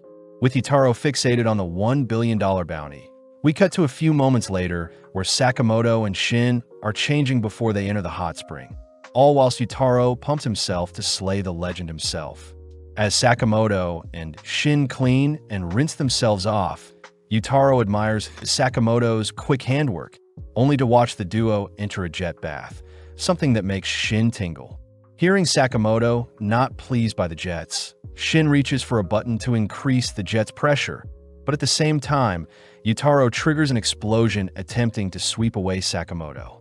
With Shin launched into the air by the explosion, he accidentally slips on some soap, only to be flung into a wall. Yutaro admires his explosive trap, but having scanned the area for Sakamoto, Yutaro horrifically witnesses Sakamoto enduring the high-powered jets as if they were nothing. Up next, the boys move into the sauna, prompting Shin to reach for some water as he plans on heating up the room a bit more. Seeing Shin pouring the water onto some hot coals, Yutaro suddenly ignites the hot rocks, blasting the room with hot steamy air that sets the wooden room on fire. But seeing Sakamoto relaxed, Yutaro curses at Sakamoto's thick skin. Seeing as Shin had fainted, Sakamoto reasons they should cool off with a cold bath, but Yutaro attempts to freeze our duo to death. Having failed, Yutaro catches our duo enjoying a shower, blasting them with some torrential downfall, only to repeat the cycle of burning and freezing them. But nothing affects Sakamoto. Retrieving Shin, Sakamoto returns to the girls, placing Shin in a massage chair only to purchase some ice cream. Off to the side, Yutaro is pissed that none of his tricks had fazed Sakamoto, but as Hana asks to play some ping pong, we see Lu impressing Sakamoto with her swift paddle skills. Yutaro thinks about how he doesn't want to take over his parents' bathhouse when he grows up, having gotten into many arguments with his father where he ends up storming off, but having failed as a hitman, Yutaro eventually gave in. At that moment, Yakin and Manshin begin laughing at Yutaro for always talking big, but wound up returning to work for his family's bathhouse. When Yutaro tries standing up for himself, Yakin slaps Yutaro to the ground, pinning him down only to begin mocking Yutaro's pathetic state. Pissed, Yutaro warns the bullies to not make fun of his family's bathhouse, but sadly Yutaro stands no chance against the bullies. Having heard everything, Sakamoto chooses to hit the ping pong ball towards Yakin, blasting him away from Yutaro only to fall unconscious by the impact with the floor. Next up, Sakamoto finishes up his ice cream, choosing to toss the ice cream handle at Manshin's blazer, pinning him to a nearby vending machine, which knocks him out. Grateful for Sakamoto's help, Yutaro realizes Sakamoto knew all along about his assassination attempts. But before Yutaro can apologize, Sakamoto cuts him off, instead complimenting the bathhouse's innovative designs, promising to return with his family in the future. Blessed to have been praised by the legend himself, Yutaro chooses to phone his father, finally agreeing to take over the family business and run the bathhouse. Elsewhere, we see several mysterious figures arriving in Japan, all dead set on retrieving a specific girl. At the same time, we follow Sakamoto eating out with Shin and Lu, who both play a guessing game to decide who pays for the meal. Sadly, Shin loses. Lu laments how she rarely visits family diners since her family would often serve her gourmet meals at home, but Lu couldn't be more happy with her laid-back life as it is. But out of nowhere, two men raise their guns at Shin and Sakamoto, with one of the men firing a bullet at Sakamoto's skull. Sakamoto swiftly blocks the bullet with his fork, dragging and slamming him onto the table, all while Shin knocks out his attacker. Needing a drink, Sakamoto orders a melon soda, but Wutong Lu mocks Sakamoto for his poor choice in drink, surprising Lu as she recognizes Wutong's voice.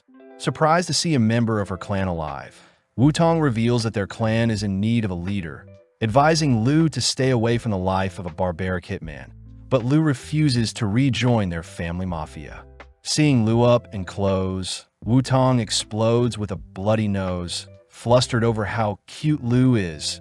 But Lu utters that since she was young, Wu-Tong would always follow her around, supposedly taking on the role of advisor to her family.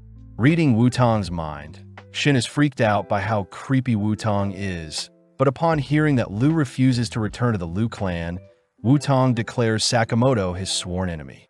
Wu-Tong states he wants to fight over who gets Lu, offering up information on who placed the 1 billion bounty on Sakamoto's head.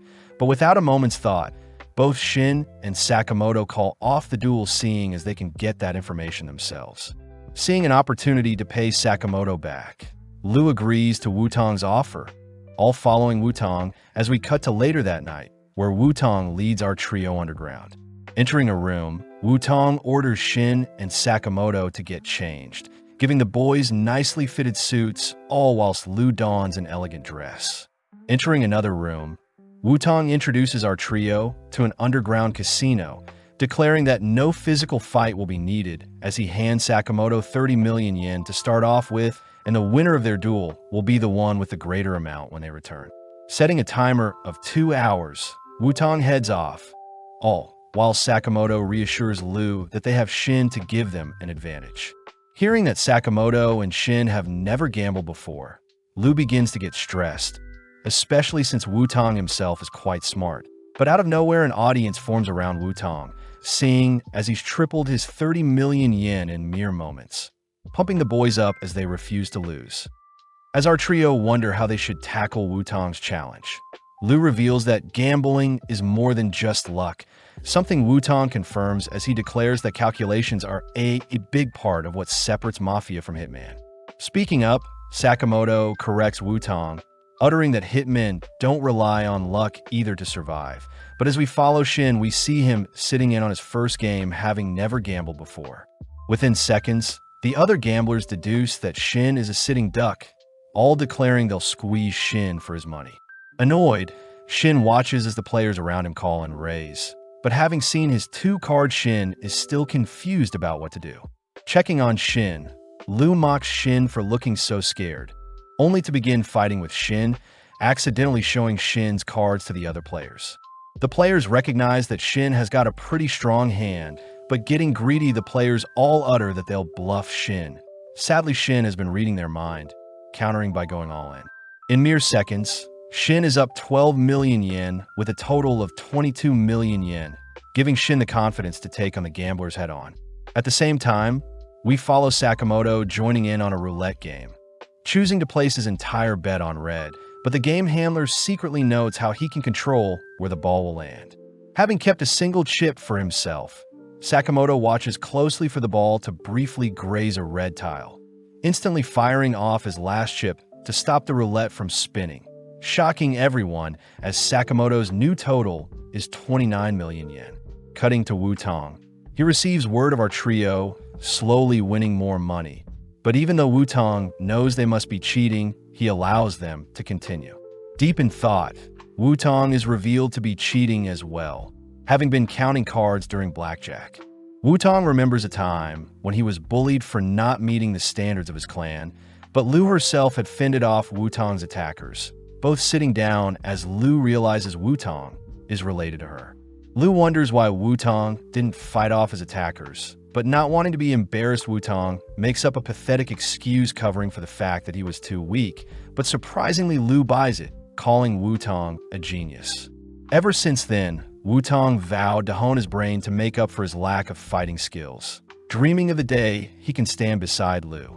As the 2-hour timer ends, we see both parties manage to gather 87,630 chips, but seeing as they'll need a tie-breaking game, Lu herself asks to play Old Maid.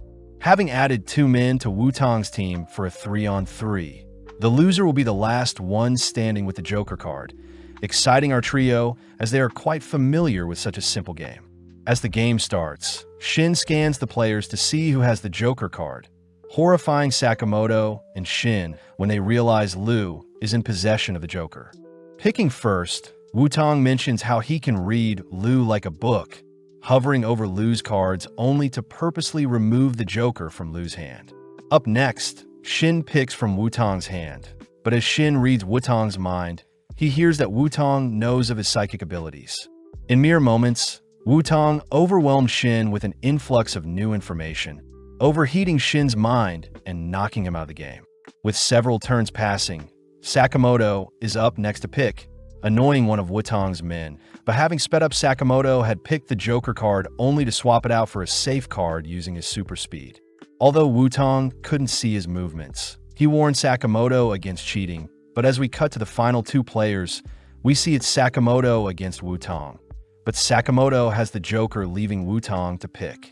Although Sakamoto has a poker face, Wutong is still able to read Sakamoto's intentions, swiftly reaching for the final non-Joker card. But Sakamoto grips onto the card for dear life. Wutong struggles to rip the card out of Sakamoto's hand, but seeing an opening, Sakamoto switches the card for the Joker, annoying Wutong. At that moment, Wutong's men raise their weapons at Sakamoto, but more importantly, Wutong's men remind Wutong that they're the mafia and that they're meant to take the things they want, not play games for them. Hearing his men speak so lowly of him, Wutong gets flashbacks of being ostracized in his past, allowing his trauma to get the better of him as he accepts his demise. Speaking up, Sakamoto reminds Wutong he can still impress Lu, exciting Wutong as he bluffs that the guns his men were holding were meant to blow up when they fired. Having distracted the men long enough, Sakamoto and Lu get to work dispatching the armed men, tossing and knocking them away, ultimately managing to take down the army with the use of a pool stick and pool balls. As for the final man, Wutong reveals his bluff by firing off one of the supposed rigged guns, admitting defeat as Wutong utters he doesn't deserve to stand by Lu's side. Sakamoto states that he doesn't want to decide what happens to Wutong's and Lu's relationship, empathizing with Wutong as Sakamoto has a family to love and protect as well. Returning to Sakamoto's shop, Wutong is seen being hired by Sakamoto, but having lost their duel, Wutong agrees to give Sakamoto information on Slur. Our trio utter that they already knew it had something to do with Slur, but Wutong adds that a prison in Southeast Asia reported murders of inmates on death row, all having their faces burn off with Slur's signature marking left in the aftermath. Shin wonders why Slur would attack a random prison, but Wutong mentions how similar cases have been reported in Japan, one where the victim had holes placed in their body, one where the victim had all his flesh removed, another where the victim was dismembered, and a final one where the victim was compressed into a ball. With Lu disgusted, Shin asks what this has to do with Slur, but Wutong suspects that the 4 inmates must have faked their deaths and escaped into Japan. Elsewhere, we follow the 4 escaped inmates. Dump, who has racked up 180 kills, Saw, who has 64 kills, Apart, who has 206 kills, and finally Minimalist, who has 370 kills. As the gang waits for a messenger, we see Minimalist compressing a burger into a ball only to devour it. But out of nowhere, Kashima appears only to hand the gang a list of people he wants eliminated. Scanning the list, the inmates mock Sakamoto as being a possible threat, but Kashima warns the inmates not to underestimate anyone on their hit list. Pissed that Kashima is looking down on them, Minimalist crushes up his table only to declare they'll wrap things up in a month. But as they leave the scene, Kashima acknowledges the inmates as pure evil. At night, Wutong asks our trio to leave the country immediately, but instead our trio begin making plans to deal with the dangerous inmates who are running amok in their country, reminding Wutong that leaving the inmates alone is the opposite of what is right. In a strange-looking building, we follow a man fleeing for his life, but having tripped over a corpse, the man watches as Dump appears before him. Dump says the man is cute, closing the distance to embrace him, but her excitement causes her to slay the man. At the same time, we see Apart shredding a fellow hitman, nonchalantly organizing the pieces of the man's body, only to help the man organize his film collection. Minimalist is seen crushing those who get in his way, yearning for the day he'll get to face off against a S-rank hitman. But as the trio report their hunts in a group chat, we see Saw indulging in the life he was missing, excited to hunt down Sakamoto himself. Apparently, Wutong had promised to look into Slur to help out Sakamoto. Cutting to the present day, where our trio are heading back to the video rental store, only to ask the clerk for intel on the death row inmates. Although the price for such intel is just over 1 million yen, Sakamoto forks over the cash, only for us to cut over to Osaragi and Shishiba, who are driving the other order members. The members begin to discuss the recent appearances of the escaped inmates, but when Osaragi misses a turn on the highway, she comedically reverses as traffic speeds past her. Hyo scolds Osaragi for being inconsiderate to Takamura, who can't handle Osaragi's strange driving, but Osaragi only cares about slaying the inmates that are doing as they please, ironic as Shishiba points out how crazy Osaragi gets when hunting as well. Seeing a fly buzzing around their van, the order members suddenly cry for each other to get low, all watching as Takamura monstrously slays the fly, all whilst decapitating the top of their van, something that gives the order members hope as they declare they'll easily be able to take on the 4 inmates. Back with Sakamoto, we see him sleeping through the intel he bought, but as we cut to the coming days, we see Mishimo training with Sakamoto. Impressed Sakamoto was able to catch 99 of his 100 bullets shot with some mere chopsticks. At that moment, Shin arrives, complimenting how sharp Sakamoto is, but out of nowhere Shin attempts to stab Sakamoto with his blade.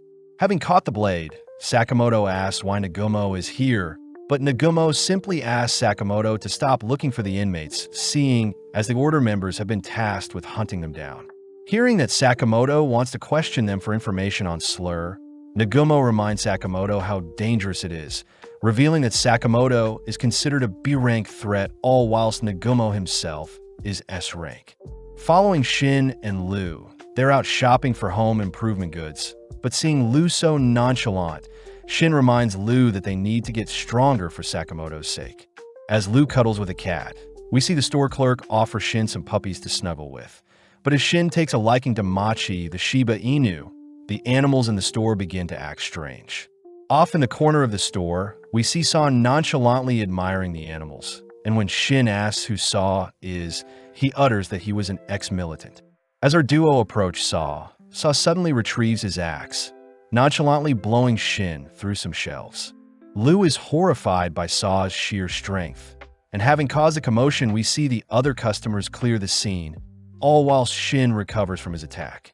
Saw is impressed Shin wasn't cut in two by his axe, surprised Shin had blocked his slash with a crowbar. But regardless, Saw isn't too worried seeing as Shin is a D-rank hitman, whilst Lu is a C-rank.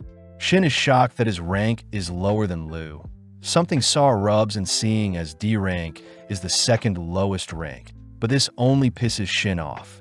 As Shin charges straight for Saw declares he'll cut Shin at the waist, but having read his mind, Shin blocks with a bag of animal treats, only to send out a kick that whiplashes Saw's head.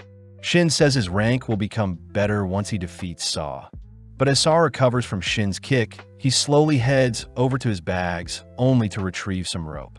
Saw says everyone he's slain had appreciated his actions, choosing to tie the rope onto his axe to spice things up, and when Shin tries reading Saw's mind, he's petrified to see that Saw's mind is clouded with only killing intent.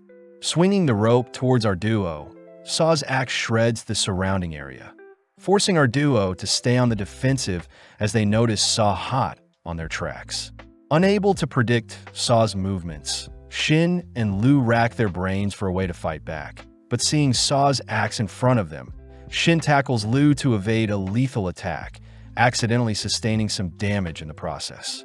Saw mocks Shin for being unable to read his mind, but out of nowhere Lu draws Saw away by firing some nails at him with her nail gun, giving Shin the opening to blast Saw with a makeshift flamethrower.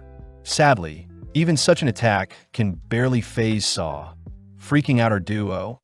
As Saw tosses his axe at our duo, he purposely aims for the propane tank behind them, creating a massive explosion, but this time Lu tackles Shin out of the impact zone. Saw chooses to douse himself in some ethanol to cleanse his wounds, tossing the remainder of the bottle towards Lu, but Shin begins to panic seeing Lu unresponsive. Shin blames himself for being so weak, cutting over to Mishimo, who asks Sakamoto if Shin was his strongest partner, making Sakamoto admit that Shin has the potential to grow and is someone very strong if puts his mind to it. Back with Shin, He is helplessly thrown around by Saw, who offers to carve open his head to study Shin's brain. But when Shin hears Saw will be hunting the Sakamotos next, Shin can't help but feel guilty. Hearing that Saw will take great pleasure in tearing the Sakamotos apart, Shin begins to boil over, suddenly feeling a weird sensation as his senses have become heightened. As Saw swings his blade at Shin's back, Saw is surprised to see Shin was able to evade his attack, beginning to feel a strange aura from Shin. When Saw tries swinging his axe again, Shin magically blocks the blow, declaring that he can see Saw's future, only to throw out a flurry of punches that knock Saw down. Saw gets weirded out by how Shin is acting, attempting to swing his rope to attack Shin from afar, but Shin closes the gap, hitting Saw once more. With every strike, Saw helplessly slashes the air, annoyed to see that Shin truly is able to see his attacks before he can make them. As Shin hits Saw with a lethal blow, he sends Saw crashing into the ground below, all whilst thanking Saw for being the catalyst to his awakening. Flashing back, Wutong warns the gang that the criminals have already begun to make their move, revealing that the criminals' readiness potential is something they need to assess, especially since it may mean life or death. In the present, we see Shin rushing in for the final blow, but before Shin can finish Saw off, he suddenly loses control of his body. Having fatigued due to his new skill, Shin allows Saw to bind him and pull him towards his blade, but when Saw looks to capitalize, Liu appears, knocking Saw aside. Shin is weirded out to see Liu so serious, but upon discovering a bottle of opened ethanol, Shin realizes Liu must have drank it to enter into her drunken state. Saw admits he wasn't expecting such lowly hitmen to give him such trouble, but the drunken Liu declares her mafia fighting style will shock Saw. Saw starts off by swinging his axe towards Liu, but this time Liu heads towards the eye of the storm, taking a hold of the rope only to swing Saw's axe back onto himself. Seeing as he's lost track of Liu, Saw receives a devastating knee to the head, forcing Saw's mind to go blank, allowing Liu to slam and pin Saw onto the ground. Liu says she'll cut off a finger for each of Saw's victims, starting off by driving a mini shovel into Saw's arm, but Saw suddenly begins to beg for his life. Liu says Saw has no right to cry for help, something that scares Saw as he begins to flee the scene, but Liu manically chases after her prey. Saw says he wants to live so he can slay more people, but having read his mind, Shin intercepts and hammers Saw with a steel ladder, officially knocking Saw out. Cutting over to a temple, we see Shishiba and Osaragi enjoying a meal, both upset that one of the 4 inmates have been taken out already. Suddenly, they receive a call from Nagomo, who says he has found his target, reminding the pair that they can assist him if they want. Getting excited, Osaragi stuffs herself with as much food as she can, offering up the remainder to Shishiba only to run off towards her assigned destination.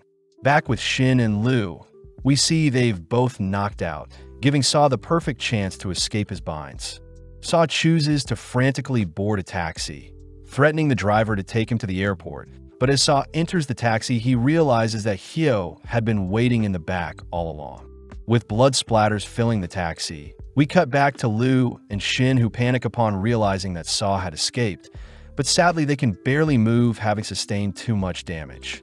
Right on cue, the JAA's cleanup crew appear, announcing that Saw is dead. Shin recognizes the cleanup crew to be floaters that take care of the aftermath of a hit, and seeing as they've been fighting for too long, they quickly hurry back to Sakamoto's. Cutting over to Osaragi, she is seen praying at the temple, wishing out loud that she can successfully hunt down the inmates. But out of nowhere, Dump appears beside her. Dump chooses to rail Osaragi into the nearby shrine with a spike from her palm, all whilst wondering why people close their eyes when they pray. But having blocked Dump's attack with a coin, Osaragi says her prayer has been answered.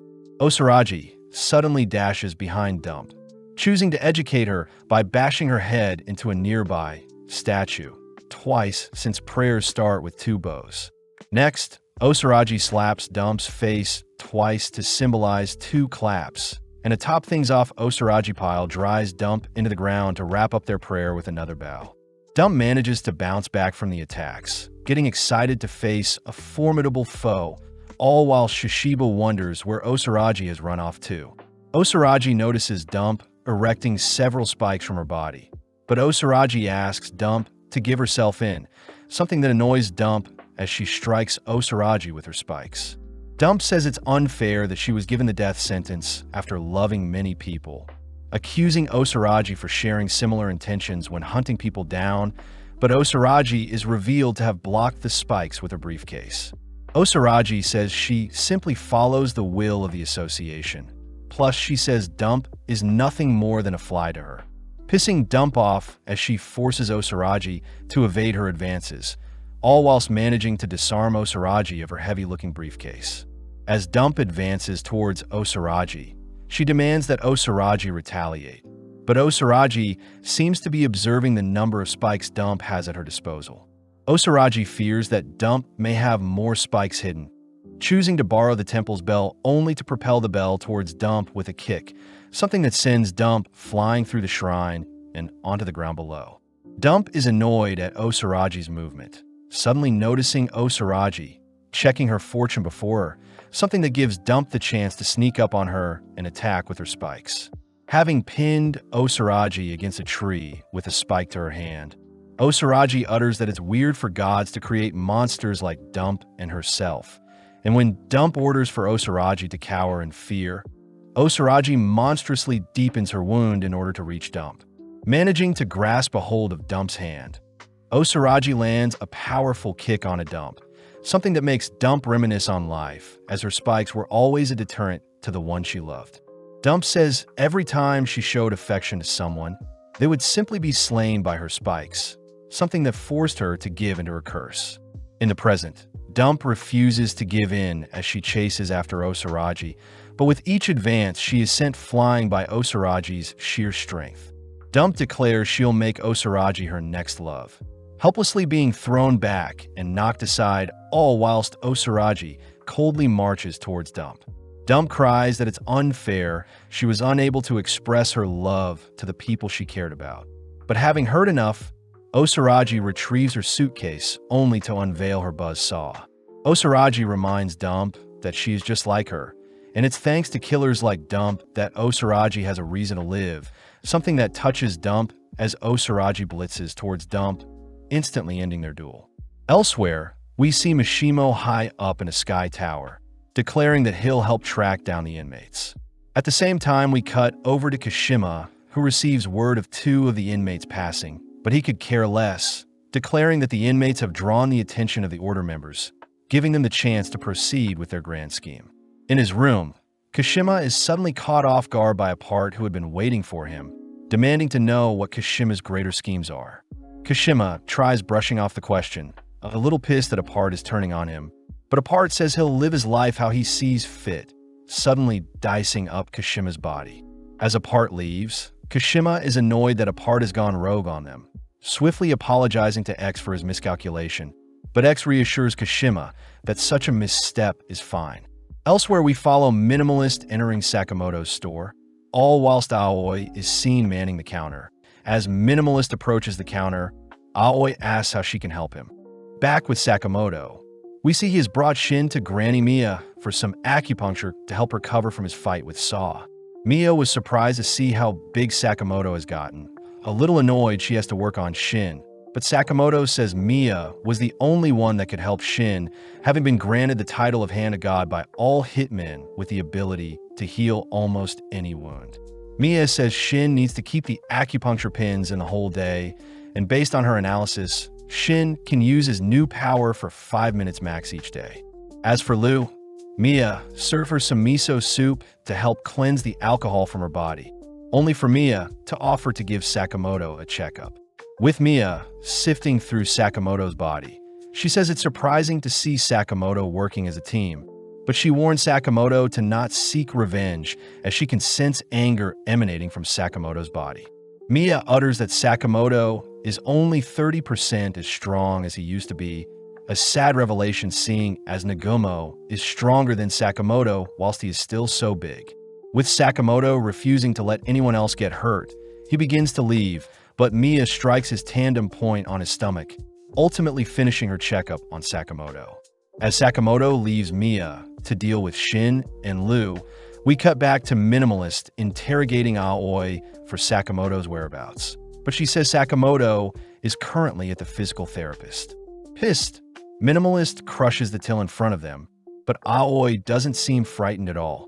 Ripping apart the checkout counter, Minimalist begins to strangle Aoi, but before he can harm Aoi, she throws out a punch that dislocates Minimalist's lead arm. Following up, Aoi stabs Minimalist in the neck, dropping him. Revealed to be Nagumo disguised as Aoi.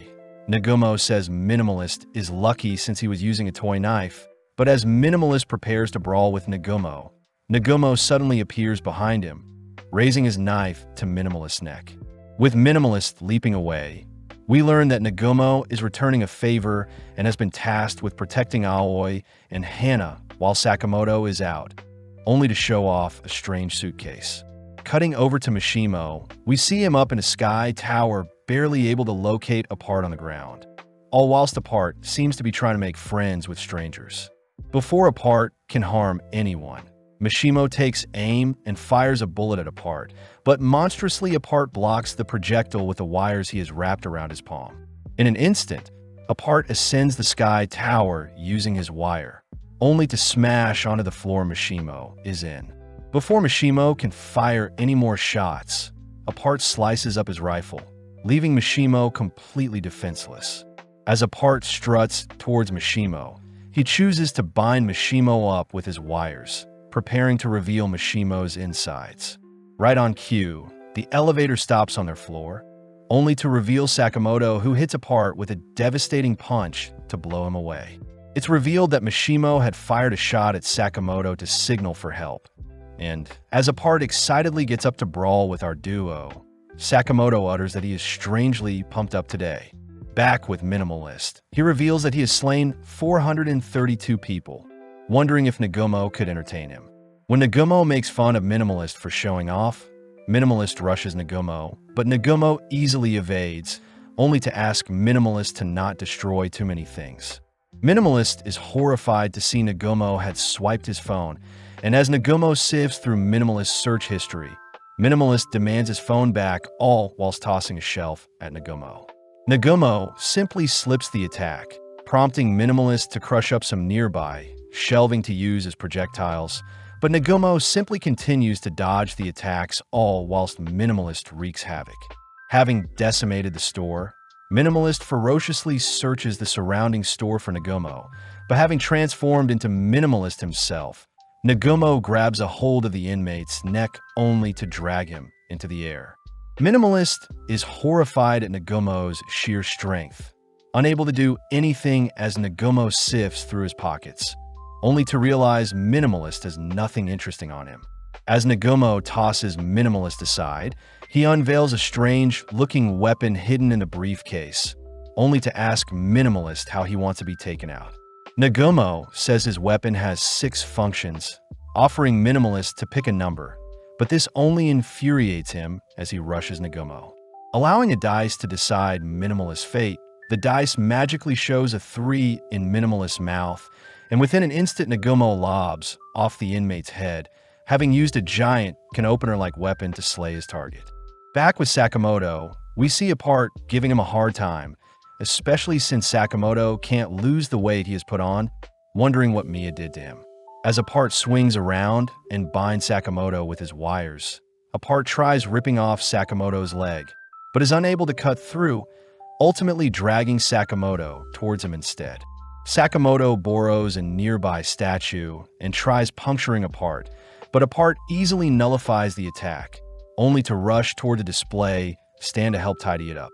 Seeing Apart distracted, Sakamoto uses the chance to exercise to try to slim down, but even after an intense session, nothing changes.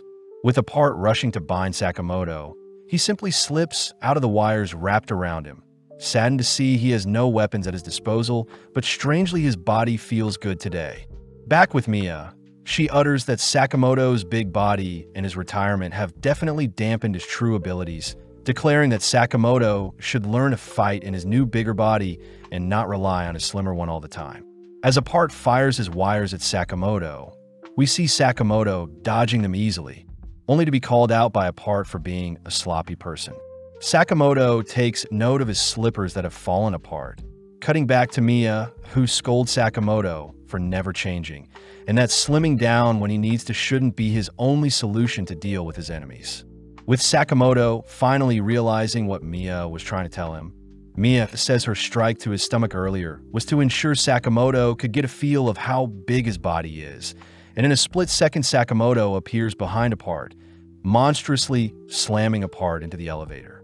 Mia says Sakamoto's bigger body is more deadlier than anyone thinks, and as Sakamoto and Apart ride the elevator downwards, many onlookers catch a glimpse of Sakamoto brawling with Apart midair. Staying on the offensive, Sakamoto beats Apart senseless, ultimately falling onto some steel frames. Apart is mesmerized to be fighting someone so strong, asking if Sakamoto would chat with him, but Sakamoto simply retrieves a metal bar ready to end their bout.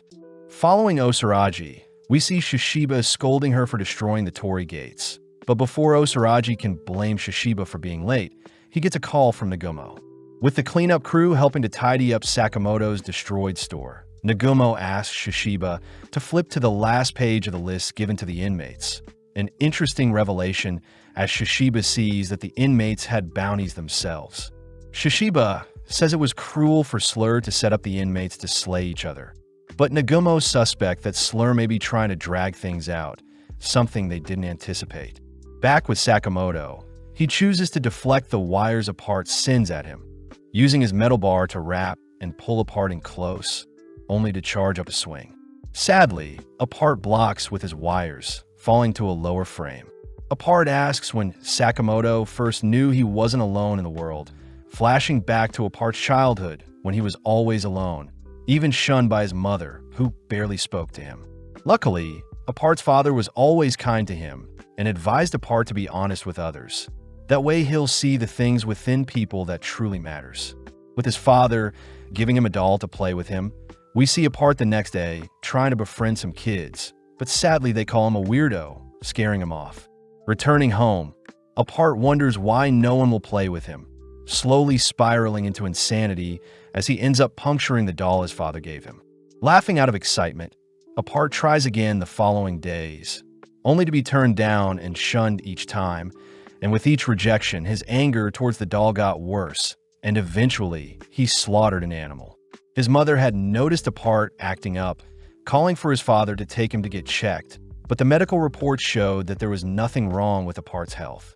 Hearing the news, Apart's father refused to accept that his son was a normal person, infuriating Apart as his own father is disowning him. Reaching his breaking point, Apart ultimately slayed his father as well, surprised to see his father's mangled brain resembled his own brain with a cross ingrained into it. Hearing Apart desperately wanting to connect with people, Sakamoto says slaying people is the worst thing he can do, as it prevents Apart from connecting with them. Pissed, Apart refuses to listen to Sakamoto's advice, lashing out as he shreds a part of the tower they're standing on. With the tower now tipping due to its damaged structural integrity, Sakamoto grips his fist, declaring he'll stop Apart before he can hurt anyone else. Apart says his father would be proud of how far he has come, but Sakamoto is more focused on stopping the tower from collapsing, swiftly rushing over to some loose power lines only to tug at them to stabilize the tower. Apart is a little annoyed Sakamoto left whilst he was mid-speech, and before Apart can pull Sakamoto away, Sakamoto spots Takamura on the ground floor.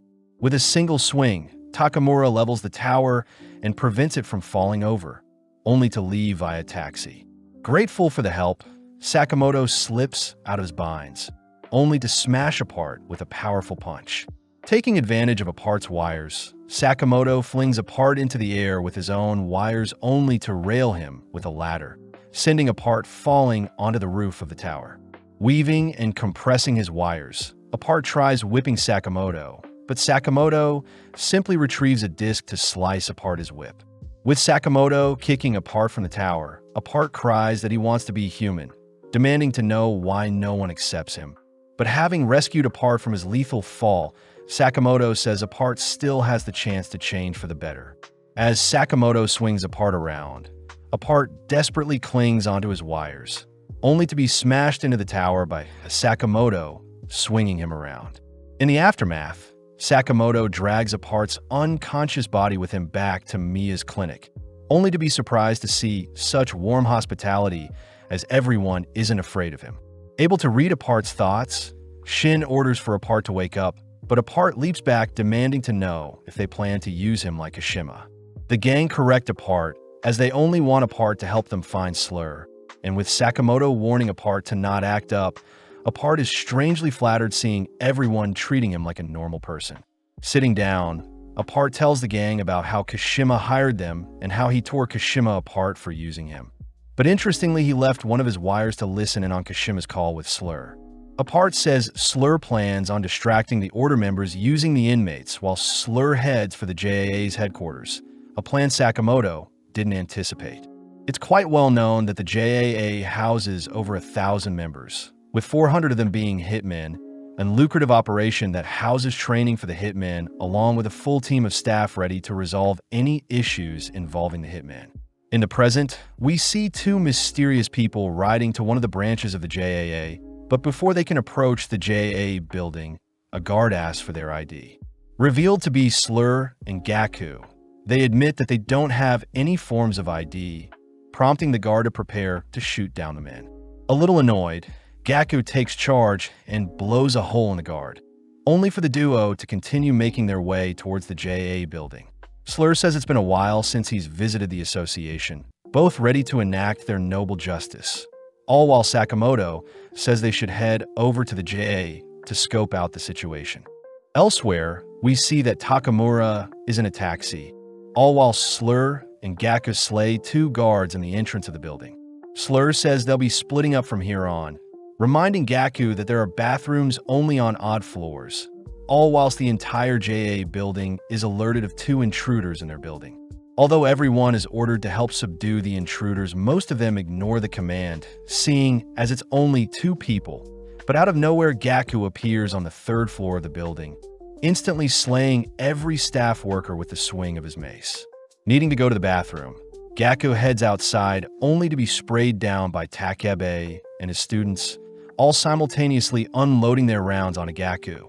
Sadly, Gaku is able to defend with his mace and slay all of Takebe's students, and before Gaku and deal with Takebe himself, Inoda smashes through a wall to knock Gaku down. Takebe says the intruders slayed 40 people in 2 minutes, but out of nowhere Gaku fires a burst of flames towards Inoda with his mace, and before Inoda can retaliate, a single swing sends Inoda through their building and into a parking lot on the other side of the road. At the same time, we see 4 workers preparing to board an elevator, only to run into Slur, who scares them. Before the workers can shoot Slur, one of them goes rogue and slays his colleagues, nonchalantly greeting Slur as his boss. Slur is happy to see Yuta was able to act as a spy for an entire year, and with Slur mentioning how their men have the building secured, Slur says their plan to reset the corrupt JAA will finally be put into action. Outside, we see Takamura exiting his taxi only to be greeted by 2 thugs who work for Slur. Before the men can order Takamura to get lost, Takamura draws his blade and dices up the men, only to continue making his way into the building. Instantly, Gaku detects a powerful presence entering the building, and not before long Takamura appears before Gaku. Gaku immediately tries bringing his mace down on the old man, but Takamura easily blocks the attack, and with a single swing of his blade, Takamura behemothly bisects the surrounding area. Having lost some fingers whilst dodging, Gaku swings towards Takamura's head, but his mace is cut down by another one of Takamura's slashes. Gaku admits he has been bested, and as another powerful slash rings throughout the building, we cut to Slur, who realizes that the ghost of the day, Takamura, is still alive. At that moment, we see Sakamoto, Shin, and Apart leaping into the building with the help of Apart's wires, surprising Sakamoto when he sees Kei Yuzuki is still alive. Slur says he's happy to see Sakamoto as well, but sadly he prefers to be called Slur, alerting Shin as he recognizes Slur to be the man he met in the lab. Sakamoto asks why Slur put a bounty on him, but refusing to answer, Slur blinks before Sakamoto only to puncture him with a knife, all whilst Yuta prepares to shoot Shin. Apart manages to disarm Yuta before he can pull the trigger, but Slur intervenes and severs one of Apart's arms, allowing Yuta to pin down Shin. Yuta excitedly rushes to stab Shin, but Sakamoto launches Yuta back with a kick, surprising Slur. Still bleeding, Sakamoto tosses Shin and Apart back, ordering them to stay back as he'll take down Slur himself. Slur says he's quite excited to be facing Sakamoto again, asking if Sakamoto wants to try killing him. When Sakamoto tries a sneak attack with a pen, Slur easily evades and destroys Sakamoto's pen, scolding him for being so naive. In the blink of an eye, strange blows rupture the ground and blow Sakamoto back, an attack Shin couldn't see. Slur says the JCC's way of teaching things and ideals always brought misfortune to everyone. And although Slur wasn't anyone special whilst training, he soon learned that people needed to fight with no emotions. Pissed, Shin tries launching his fist at Slur, but as Slur slips the punch, he prepares to put Shin down. Sakamoto is forced to endure more pain to rescue Shin, something that annoys Slur, as Shin is clearly a burden to Sakamoto. Plus, Sakamoto is nowhere near as strong as he used to be. Slur says if Sakamoto doesn't fight seriously, he'll simply slay more people. And to top things off, Slur mentions how he'll go after Sakamoto's family next. Instantly, Sakamoto's glare emanates killing intent, prompting Sakamoto to leap forth with several powerful attacks. Each one of Sakamoto's attacks rupture the surrounding air and ground, and seeing as Sakamoto is slowly regaining his will to kill, Slur chooses to meet Sakamoto head-on. Shin cries for Sakamoto to not break his family's rules, only for Gaku to appear through the walls, breaking up the fight. At the same time, we see Takamura entering the scene as well, having followed after Gaku, and when Yuta tries firing at Takamura, Takamura deflects the blow only to cut Yuta's lead finger and slice his neck. Gaku tries attacking from behind, but Takamura slices off Gaku's dominant arm, forcing Gaku to kick away his own arm to put distance between them. Before Takamura can put down Gaku, Slur intercepts and drags him away from the impact zone, declaring they'll leave for today. Sakamoto rushes to halt their escape, swiftly exchanging several blows with Slur, buying time for Takamura to sneak up from behind. Sadly, Yuta chooses to give his life to save Slur, suddenly detonating an explosive that ruptures throughout the entire floor.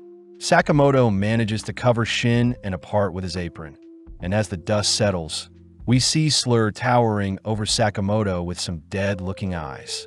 Without saying anything else, Slur and Gaku take their leave, having officially slayed 176 people with 3 injured and 1 missing.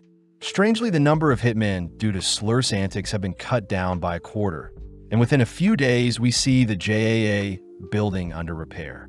At Ikuzuka Hospital, Sakamoto sees the Tokyo Tower is now a leaning tower, only for Shin to be seen hesitating to greet Sakamoto. Shin blames himself for being of no use when Slur attacked, but out of nowhere we see Nagumo and Hyo visiting Sakamoto, choosing to ask what Sakamoto had found out about Slur when he ran into him. Sakamoto reveals that Slur is K, something that catches Nagumo's attention as he reveals that K was part of his and Sakamoto's class in the JCC days. But Hyo says he only knew Akeo to be someone worthy of being noticed alongside Sakamoto and Nagumo. Before Nagumo and Hyo can leave, Sakamoto demands to have any information the Order had gathered, but this pisses Hyo off as he tries stomping Sakamoto out. Although Sakamoto had leapt out of the way, Hyo says Sakamoto is retired, so he should stick to running his store with his family, but Sakamoto refuses to back down. Hyo starts by smashing Sakamoto through several walls and into an MRI room, scolding Sakamoto for always acting alone. But Sakamoto says he has actually changed, signaling for Shin to appear. Working together, Sakamoto and Shin bind Hyo onto the magnetic MRI machine with some bars, only for Sakamoto to ask for Hyo's help. Hyo is surprised Sakamoto is reaching out, suggesting that Sakamoto look into the JCC databank, only for Sakamoto to leave the scene.